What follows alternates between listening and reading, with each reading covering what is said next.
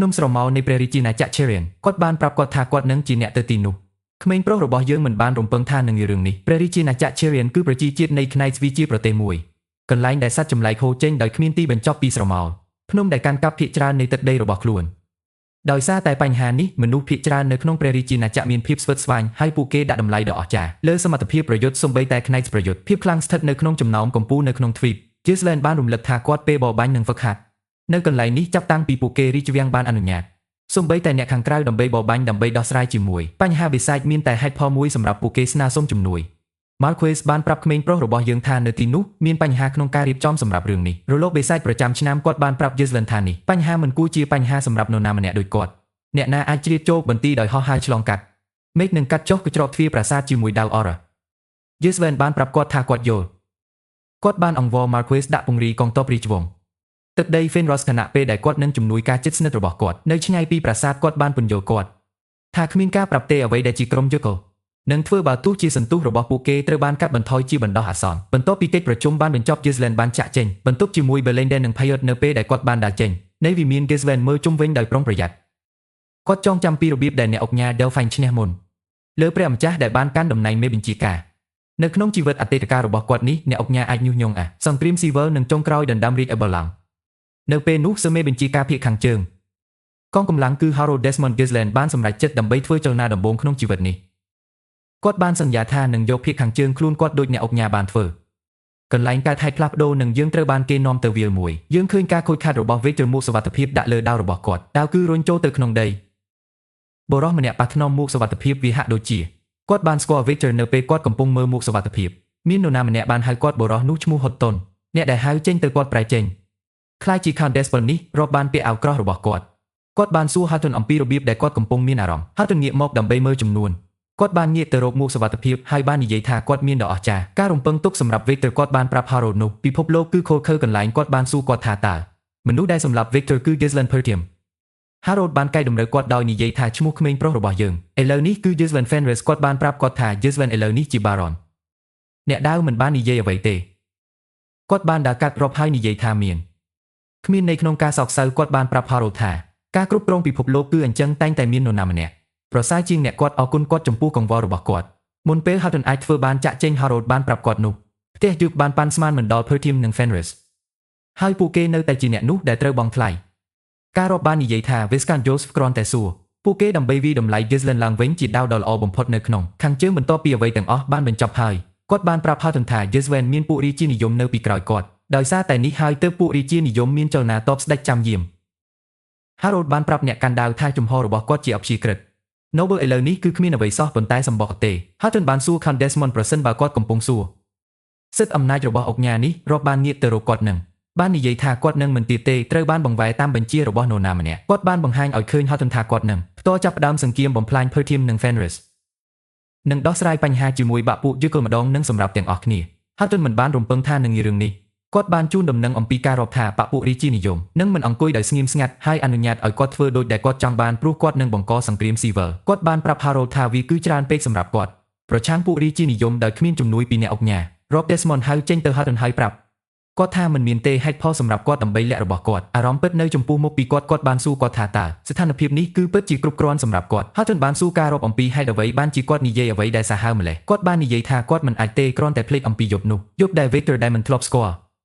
ការចាញ់បានត្រឡប់មកវិញជាមួកសុវត្ថិភាពដែលបែកជាមួយសំឡេងញ័រនៅក្នុងសំឡេងរបស់គាត់ Houghton សម្ដៅទៅ Victor ក្នុងនាមជាតែមួយគត់របស់គាត់សិស្សគាត់បានកាន់ដៃរបស់គាត់កណ្ដាប់ដៃហើយក្រវីថ្មិញគាត់បាននិយាយថាគាត់គួរតែបានបណ្ដោះបណ្ដាល Victor ដើម្បីខ្លាចជាខ្លាំងគាត់បានប្រាប់ Harold ថាមិនមានទេវិធីនេះគឺគ្រប់គ្រាន់សម្រាប់គាត់បានលុតជង្គង់ហើយប្រាប់ Harold ថាគាត់នឹងខ្លាចជាប្រធាន Gisland Fenris គាត់បានអង្វរឲ្យរាប់គាត់ធ្វើវា Harold ធានា Houghton ថាពេលវេលានឹងមកដល់ឆាប់នេះពេលដែលគាត់និយាយនេះជាច្រើនយប់បានបង្ហាញខ្លួននៅពីក្រោយគាត់ Harold បានលាតសន្ធឹងរបស់គាត់ដែលហើយសុំ Houghton ហែកអ្វីគ្រប់យ៉ាងដើម្បីបំបែករួមគ្នាជាមួយស្លាបពីរបស់គាត់បញ្ជាទិញពេលយប់មក Rob Desmond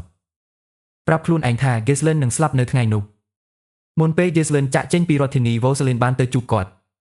ដោយមើលទៅព្រួយបារម្ភមុខរបស់នាងសួរយើងក្មេងប្រុសប្រសិនបើគាត់ពិតជាទៅព្រះរាជាណាចក្រ Cherian Gisland បានប្រាប់នាងគាត់ត្រូវតែទៅទីនោះគាត់ថាវាជាការបញ្ជានោះគាត់បានទទួលពី Marquis Voslin ស្ទើរតែមិនជឿថាគាត់នឹងទៅកន្លែងលំបាកបែបនេះនាងបានរំលឹករឿងនោះវាមិនយូរប៉ុន្មានទេចាប់តាំងពីសង្គ្រាមជាមួយ Count Cabalde បានបញ្ចប់ Gisland ពន្យល់នាងថាឪពុករបស់នាង ពិតជាមិនទុកចិត្តគាត់ទេការសម្ដែងនៅក្នុងសង្គ្រាមលោកថារងចង់ឲ្យគាត់បញ្ជាក់កម្លាំងជាមួយបេសកកម្មនេះគាត់ញឹមហើយសួររ៉ូសាលីនកុំបារម្ភគាត់បានប្រាប់នាងថាគាត់បានសម្លាប់សត្វចម្លែកជាច្រើននេះក្មេងស្រីនៅតែរំខាននាងបានជូនដំណឹងដល់ក្មេងប្រុសរបស់យើងថាគាត់ចរចាបានស្នើសុំជាមួយវណ្ណការបញ្ជាទិញត្រូវបានបញ្ចប់នាងបានប្រាប់គាត់ថាគាត់អាចធ្វើបានកាន់បបចិត្តសម្រាប់ពេលខ្លះដោយគ្មានបញ្ហាភេយបានអ្វីដែល Rosalind បាននិយាយនៅខាងក្នុងរទេះនាងដឹងថានាងត្រូវវិនិច្ឆ័យហើយ Jesslyn បានប្រាប់ Rosalind ថាគាត់ពិតជាភ្ញាក់ផ្អើលណាស់គាត់បានប្រាប់នាងថាគាត់បានធ្វើមិនរំពឹងថានាងអាចធ្វើបានទេដើម្បីនាំយកបូជីចាពីការបញ្ជាទិញជាមួយវិន័យផ្ទៃក្នុងតឹងរឹងទោះបីជានាងជាអ្នកឧបត្ថម្ភក៏ដោយ Rosalind ញឹមហើយបាននិយាយថាវាពិតជាមិនពិបាកប៉ុន្មានទេនាងបាននិយាយថាអ្នកដឹកនាំ Perisco គឺជាបូជីចានៃលំដាប់វណ្ណាប៉ុន្តែគាត់ខ្សោយខ្លាំងណាស់នៅពេលវាមកដល់ទៅលុយ Jesslyn អន់ក្បាលទៅ Rosalind ហើយប្រាប់នាងថាគាត់ជំពាក់នាងម្ដងទៀត Rosalind ស្រក់ទឹកភ្នែកពេលឬដូច្នេះក្មេងប្រុសរបស់យើងបានលាតដៃរបស់គាត់ដៃនៅពេលគាត់សម្គាល់រឿងនេះ Rosalind ហុចដៃឲ្យគាត់ Jesslyn ថ្នមថាប់ដៃនាងហើយប្រាប់នាងថាគាត់នឹងតែងតែសង្ឃឹមសម្រាប់នាងសុភមង្គលកន្លែងកើតហេតុផ្លាស់ប្ដូរហើយយើងត្រូវបានគេយកនៅក្រោមភ្នំនៃព្រះរាជាណាចក្រ Cherian យើងឃើញ Jesslyn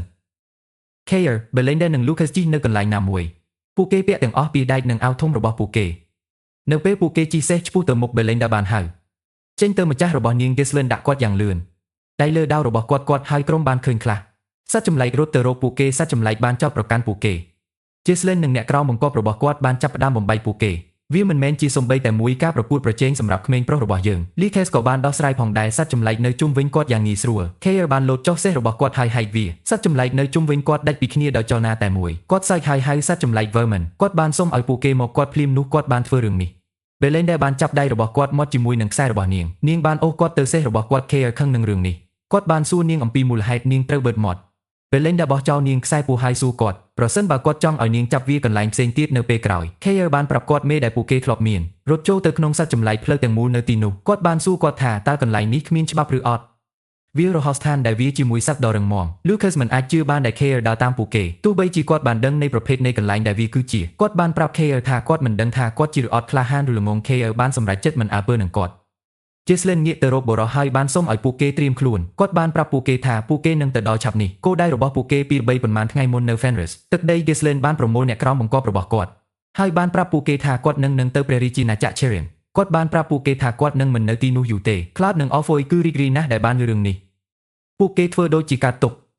Cloud ប្រាប់ម្ចាស់គាត់ថាគាត់មិនធ្វើទេដឹងពីអ្វីដែលគាត់នឹងធ្វើដោយគ្មានគាត់ Orpheus បាននិយាយថាពួកគេនឹងមិនមានជំរឿទេប៉ុន្តែដើម្បីសម្រាប់ Jesslyn បានបញ្ជាJulian ដើម្បីគ្រប់គ្រងទឹកដីនៅក្នុងអវត្តមានរបស់គាត់បានសុំឲ្យគាត់ធ្វើប្រកាសថា Orpheus នឹងខ្លាចកុំខ្ជិលច្រអូស Julian ប្រាប់ម្ចាស់របស់គាត់ដែលគាត់យល់ Jesslyn បានពន្យល់ទៅកាន់អ្នកក្រោមបង្គាប់របស់គាត់ថាគាត់បានដាក់ពង្រាយអង្គភាពមួយចំនួនពីរព្រះរាជាណាចក្រជុំវិញទឹកដីគាត់បាននិយាយថាពួកគេមិនដឹងអ្វីទេរាប់ Desmond គឺអាស្រ័យលើគាត់បានប្រាប់អ្នកក្រោមបង្គាប់របស់គាត់ថាបកប្រឆាំងនៅតែដែរព្យាយាមឲ្យអស់ពីសមត្ថភាពដើម្បីឈ្នះទោះបីជាពួកគេបានកាច់ជ្រុងពួកគេក៏ដោយ Alboy បានស្នើសុំឲ្យ Julian ដកថយប្រសិនបើខានការវាយប្រហាររបស់ Desmond Julian ធានារបស់គាត់ព្រះម្ចាស់ដែលគាត់យក Jesslyn ងាកមកហើយសួរ Belinda ហើយ Lucas ដើរតាមគាត់ខារបានស្រែកទៅកាន់ម្ចាស់របស់គាត់ហើយបានសុំឲ្យគាត់យកគាត់ទៅ Cloud និង Orpheus គឺរន្ធត់ចិត្តពេលរឿងនេះពួកគេមិនធ្លាប់ឃើញទេ K បដិសេធមិនជប់សម្រាប់ Lucas បានប្រាប់ Keir នោះគាត់មិននិយាយលេងទេនៅពេលដែលគាត់និយាយថាគាត់នឹងមិនរស់រានមានជីវិតនៅ Cherian ជាមួយនឹងជំនាញមធ្យមរបស់គាត់បានប្រាប់គាត់ថា Jesslyn ពិតជាធ្វើឲ្យគាត់ពេញចិត្តគាត់បានសុំឲ្យគាត់ស្នាក់នៅ Fenris និងការពារទឹកដីភ្លាមនោះគាត់បាននិយាយដូច្នេះគាត់បានឃើញអ្វីមួយនៅពីមុខគាត់ខាបានលោតរួចហើយកណ្ដាប់ដៃរបស់គាត់ដាក់គាត់ការវាយប្រហាររបស់គាត់ត្រូវបានបញ្ឈប់ដោយ Jesslyn Keir ប្រាប់ Lucas ថាការប្រកួតមិនទាន់ចប់នៅឡើយទេគាត់បានធានាគាត់នៅរឿងនោះនឹងមិនបញ្ចប់ដោយការពីលើកមុនទេ Lucas ញឹមពេលឬដូច្នេះ Gisline ក៏ញឹមពេលឃើញពីភាពស្វាហាប់របស់គាត់អ្នកក្រោមបង្គាប់គឺគាត់ហៅ Julian បរិសនោះបានប្រាប់គាត់គឺលើសពីសមត្ថភាពថែរក្សាអ្វីគ្រប់យ៉ាងដោយខ្លួនឯង Gisline ញឹមហើយសុំ Keir ចូលរួមជាមួយពួកគេឈុតឆាកផ្លាស់ប្ដូរហើយយើងត្រូវបានគេយកត្រឡប់ទៅបច្ចុប្បន្នវិញយើងឃើញក្រុមចូលទៅក្នុងបន្ទាយមួយកន្លែងនេះគឺបន្ទាយដែកវាស្ថិតនៅលើភ្នំស្រមោលមានអ្នកចម្បាំងជាច្រើននៅក្នុងបន្ទាយទាំងអស់អ្នកចម្បាំងបានងាកទៅរក Jesslyn និងអ្នកក្រោមបង្គាប់របស់គាត់នៅពេលណាពួកគេបានចូលទៅក្នុងបន្ទាយអ្នកចម្បាំងខ្លះឈរនៅក្បែរសត្វចម្លែកដែលពួកគេចាប់បាន Belinda បានកត់សម្គាល់ឃើញថាអ្នកចម្បាំងកំពុងសម្លឹងមើលពួកគេនាងបាននិយាយថាពួកគេពិតជាព្យាយាមកំណត់អារម្មណ៍ Lucas បានប្រាប់នាងថាកន្លែងនោះគឺដូចដែលគាត់បានចងចាំ Carl បានសួរអ្នកចម្បាំងឲ្យប្រាប់គាត់ពីអ្វីពួកគេកំពុងសម្លឹងមើល Jesslyn ហាមគាត់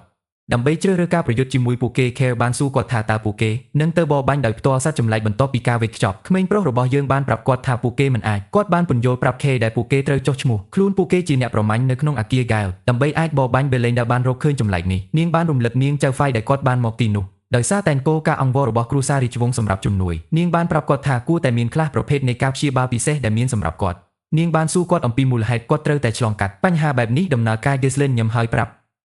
នាងថាពួកគេមិនអាចពឹងផ្អែកលើស្ថានភាពរបស់ពួកគេនៅទីនោះគាត់បានប្រាប់នាងថាច្បាប់មានសម្រាប់មនុស្សគ្រប់គ្នាគាត់និងអ្នកក្រោមបង្គាប់បានចូលទៅក្នុងអគារ Gale ពួកគេបានជួបអ្នកចម្បាំងនៅតុខាងមុខ Ghislaine បានប្រាប់អ្នកចម្បាំងថាគាត់ Boren Fenris មកពីព្រះរាជាណាចក្រ Latheniaគាត់ប្រាប់គាត់ថាគាត់មកនៅទីនោះជាការឆ្លើយតបទៅនឹងគ្រូសារាជវង្ស Cherian ស្នើសុំជំនួយអ្នកជីសេះបានងាកមករកគាត់ហើយបានសួរគាត់ថាតើគាត់នៅទីនោះសម្រាប់ការចុះឈ្មោះអ្នកប្រមាញ់គាត់បានជូនដំណឹងដល់ Ghislaine ថាឋានៈអភិជនរបស់គាត់មិនត្រូវបានទទួលស្គាល់នៅទីនោះទេទ្រង់ត្រាស់ថាមនាលភិក្ខុទាំងឡាយទីសកលគឺដូចគ្នាចំពោះពួកគេ Belinda គឺរន្ធត់ចិត្តពេលរឿងនេះអ្នកជីសេះបានចាប់ផ្ដើមដើម្បីជីលើក្រដាសគាត់បានសុំ Ghislaine កុំឲ្យមានការអន់ចិត្តដោយធ្វើដូចជាអ្នកថ្លៃថ្នូរដោយគ្មានហេតុផលគាត់បានពន្យល់គាត់ថា Knight Cherian គ្រាន់តែមើលរឿងនៅបន្ទាយ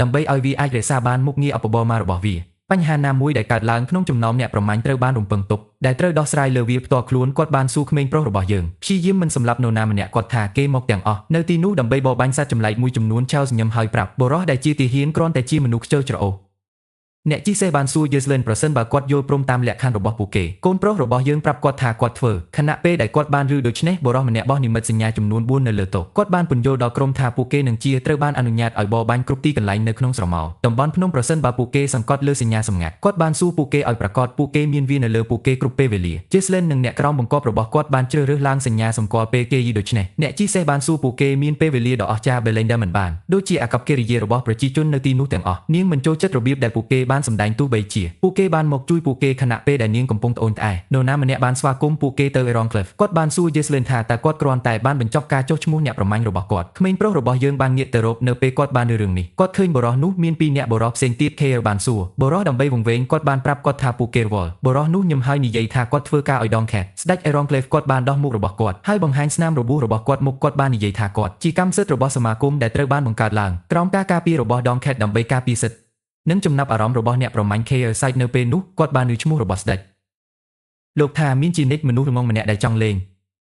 ស្ដេចនៅគ្រប់ទីកន្លែងដែលគាត់ទៅគាត់បានសុំឲ្យបរិសុទ្ធនោះប្រាប់គាត់ថាគាត់នឹងទៅជាយ៉ាងណាដើម្បីធ្វើប្រសិនបើគាត់និយាយថានេះគឺជាលើកទី1របស់ពួកគេនៅទីនោះបរិសុទ្ធនោះបានប្រាប់គាត់ផ្នែកស្នៃនគរមិនដែលធ្វើអ្វីទេលោកថាអ្នកប្រមាញ់ត្រូវតែធ្វើការជាមួយគ្នាដើម្បីរក្សាច្បាប់និងបញ្ជាទិញនៅជុំវិញទីនោះគាត់បានប្រាប់ Care ថាពួកគេគ្រាន់តែចង់បានដើម្បីជួយពួកគេឲ្យស៊ាំនឹងកន្លែងនេះគាត់បានប្រាប់គាត់ថាពួកគេនឹងមិនចាំបាច់ខ្ជះខ្ជាយទេពេលវេលាដោយមិនចាំបាច់ចំនួនប្រសិនបើពួកគេបងតិចតួចថ្លៃចូលរួមសមាគមលូកាសពេលដូច្នេះក៏ស្រែកហៅលោកម្ចាស់Belinda មិនអាចជឿរឿងនោះទេបរិសុទ្ធនោះកំពុងព្យាយាមហែកពួកគេ Ghislaine បានសួរ Care ដើម្បីមើលដោយប្រុងប្រយ័ត្នគាត់បានប្រាប់គាត់ថាគាត់ចង់បានដើម្បីបង្ហាញគាត់ពីអ្វីដែលត្រូវធ្វើនៅពេលគាត់ទៅថ្មីសង្កាត់ជាពិសេសនៅក្នុងទីក្រុងគ្មានច្បាប់បែបនេះគាត់បានដើរទៅរកបរិសុទ្ធនោះជឿថារបស់យើងក្មេងប្រុសបានសម្រេចចិត្តគាត់បានប្រាប់គាត់ថាគាត់គឺមានប្រាជ្ញារហ័សណាស់គាត់បានប្រាប់ Ghislaine នោះពួកគេនឹងឃើញមួយផ្សេងទៀតនៅក្នុងមន្ទីរថាតើពួកគេចូលចិត្តរត់គាត់ថាវាល្អជាងដែលពួកគេសហការភ្លាមនោះគាត់បាននិយាយដូច្នេះ Ghislaine បានផ្ដល់គាត់យកឆ្អឹងមកវីលើមុខគាត់ការវាយប្រហារបានបញ្ជូនបរិសុទ្ធនោះឲ្យហោះហើរគាត់បានធ្លាក់ចូលទៅក្នុងជញ្ជាំង Care មានការភ្ញាក់ផ្អើលជាខ្លាំងមើលអ្វីដែលចៅហ្វាយរបស់គាត់បានធ្វើកូនប្រុសយើងប្រាប់គាត់ថាកណ្ដាប់ដៃមកមុនពេលនិយាយនៅកន្លែងបែបនេះលោកបានបន្តថាយុទ្ធធម៌ដែលបានកំណត់យ៉ាងរឹងមាំអ្នកចម្បាំងនៅក្បែរបរិសុទ្ធបានយកញួរដ៏ធំរបស់ពួកគេម្នាក់ក្នុងចំណោមពួកគេបានហៅ Ghislaine ថាជាមនុស្សល្ងីល្ងើផ្សេងទៀតម្នាក់បានប្រាប់ក្មេងប្រុសរបស់យើងថាគាត់បានជីកភ្នូផ្ទាល់ខ្លួនរបស់គាត់នៅពេលដែលគាត់បដិសេធមិនធ្វើការក្រោមការការពាររបស់ Lord Doncat ពេលដែលគាត់និយាយនេះគាត់និងសម្មិត្តរបស់គាត់បានចោទប្រកាន់ក្មេងប្រុសរបស់យើង Ghislaine យកដាវពីរដើមមកបោះចោលនៅបរិសុទ្ធដើមមិនដែលវីពួកគេទេពួកគេគ្រាន់តែជាមួយការបង្វែរ Care និង Belinda វីប្រហារពួកគេនៅពេលពួកគេមានការរំខាន Belinda បានប្រើជើងរបស់នាងវីម្នាក់ក្នុងចំណោមពួកគេនៅចង្ការ Care បានឲ្យបរិសុទ្ធម្នាក់ទៀតទះកំភ្លៀងនៅក្នុងក្បាលបរិសុទ្ធត្រូវបានគេវីចេញយកប្រាប់គេថាពួកគេបានធ្វើគ្រប់គ្រាន់ហើយគាត់បានសួរពួកគេថាតើពួកគេឬទេនឹងចំណាយសម្រាប់ការខូចខាតដែលពួកគេបានបង្ក Belinda រំលឹកគាត់បាននិយាយថាគាត់មិនមែនទេនឹងធ្វើអន្តរាគមន៍ Care ញឹមហើយប្រាប់ម្ចាស់របស់គាត់យល់ពីអត្ថន័យរបស់គាត់ឥឡូវនេះគាត់បានប្រាប់ពួកគេថាគាត់គ្រាន់តែត្រូវការបង្ហាញជំនាញរបស់គាត់ហើយឈប់ប្រើខួរក្បាល Ghislaine មកក្បាលដាក់គាត់Lucas បានប្រាប់ក្មេងប្រុសរបស់យើងថាគាត់ហាក់ដូចជាស្គាល់កន្លែងនេះច្បាស់ណាស់គាត់បានសួរគាត់ថាតើគាត់ធ្លាប់ឬទេ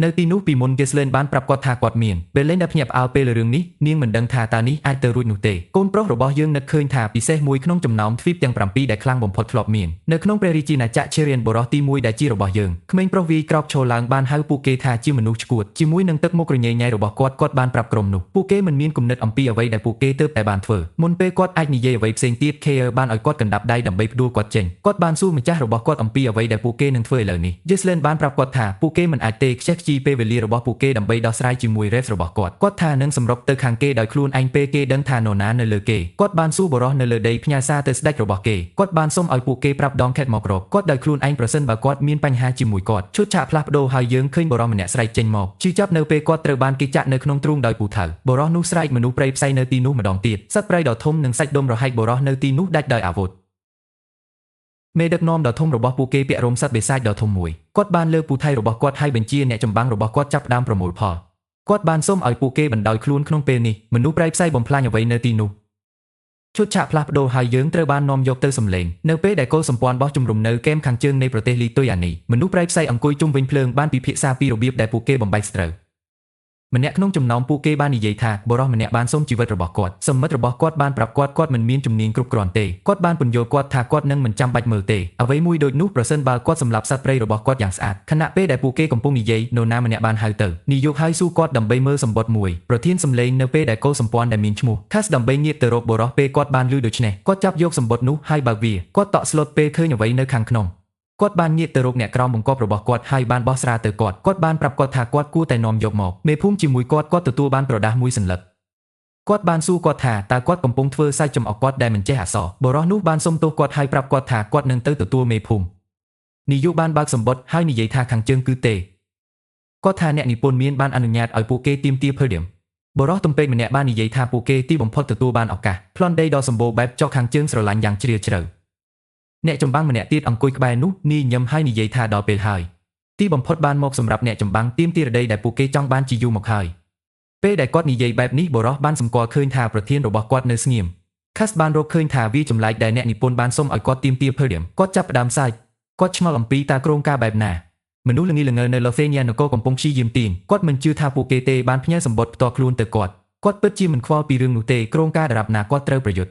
កុលសម្ព័ន្ធរបស់ពួកគេបានរួចទៅហើយក្រុងនឹងវាយលុកភើđiểmស្ថានភាពនេះបានធ្វើឲ្យពួកគេពេញចិត្តគាត់ក្រោកឈរហើយបញ្ជាឲ្យពួកគាត់ប្រាប់មេផ្សេងទៀតដើម្បីប្រមូលអ្នកចម្បាំងរបស់ខ្លួនគាត់បាននិយាយថាមានពេលវេលាមកទាមទារភើđiểmឈុតឆាកផ្លាស់ប្ដូរហើយយើងត្រូវបានគេយកទៅភ្នំស្រមោលយើងឃើញ Keir កំពុងសម្លឹងមើលភ្ញាក់ផ្អើលពេល Jeslen ប្រាប់គាត់ដែលគាត់ត្រូវការសម្លាប់សត្វចម្លែក100,000ក្មេងប្រុសរបស់យើងរំលឹកគាត់ថាគាត់បាននិយាយថាគាត់ចង់កាន់តែខ្លាំងគាត់បានប្រាប់គាត់ថាគាត់ត្រូវការសម្លាប់សត្វចម្លែកជាច្រើននេះKeir បានសួរម្ចាស់របស់គាត់ដើម្បីប្រាប់គាត់ពីរបៀបដែលគាត់នឹងកាន់តែខ្លាំងដោយការសម្លាប់សត្វចម្លែកមួយចំនួនលោកថាមានមនុស្សជាច្រើននៅក្នុងពិភពលោកដែលខ្លាំងជាងសត្វចម្លែកពេលដែលគាត់និយាយនេះ Belinda បានសុំម្ចាស់របស់នាងមើលទៅមុខនៅពេលដែល Jeslen លើកក្បាលរបស់គាត់បានឃើញសត្វចម្លែកខ្លះស៊ីសត្វចម្លែកមួយទៀតសត្វចម្លែកមួយបានបែរក្បាលរបស់វានៅជុំវិញនៅពេលដែលវាដឹងពីវត្តមានរបស់ក្រុមសត្វចម្លែកមានក្បាលសត្វទីតុយសត្វចម្លែកទាំងនេះគឺជាកំពូលមុំសាសេនៃភ្នំស្រមោល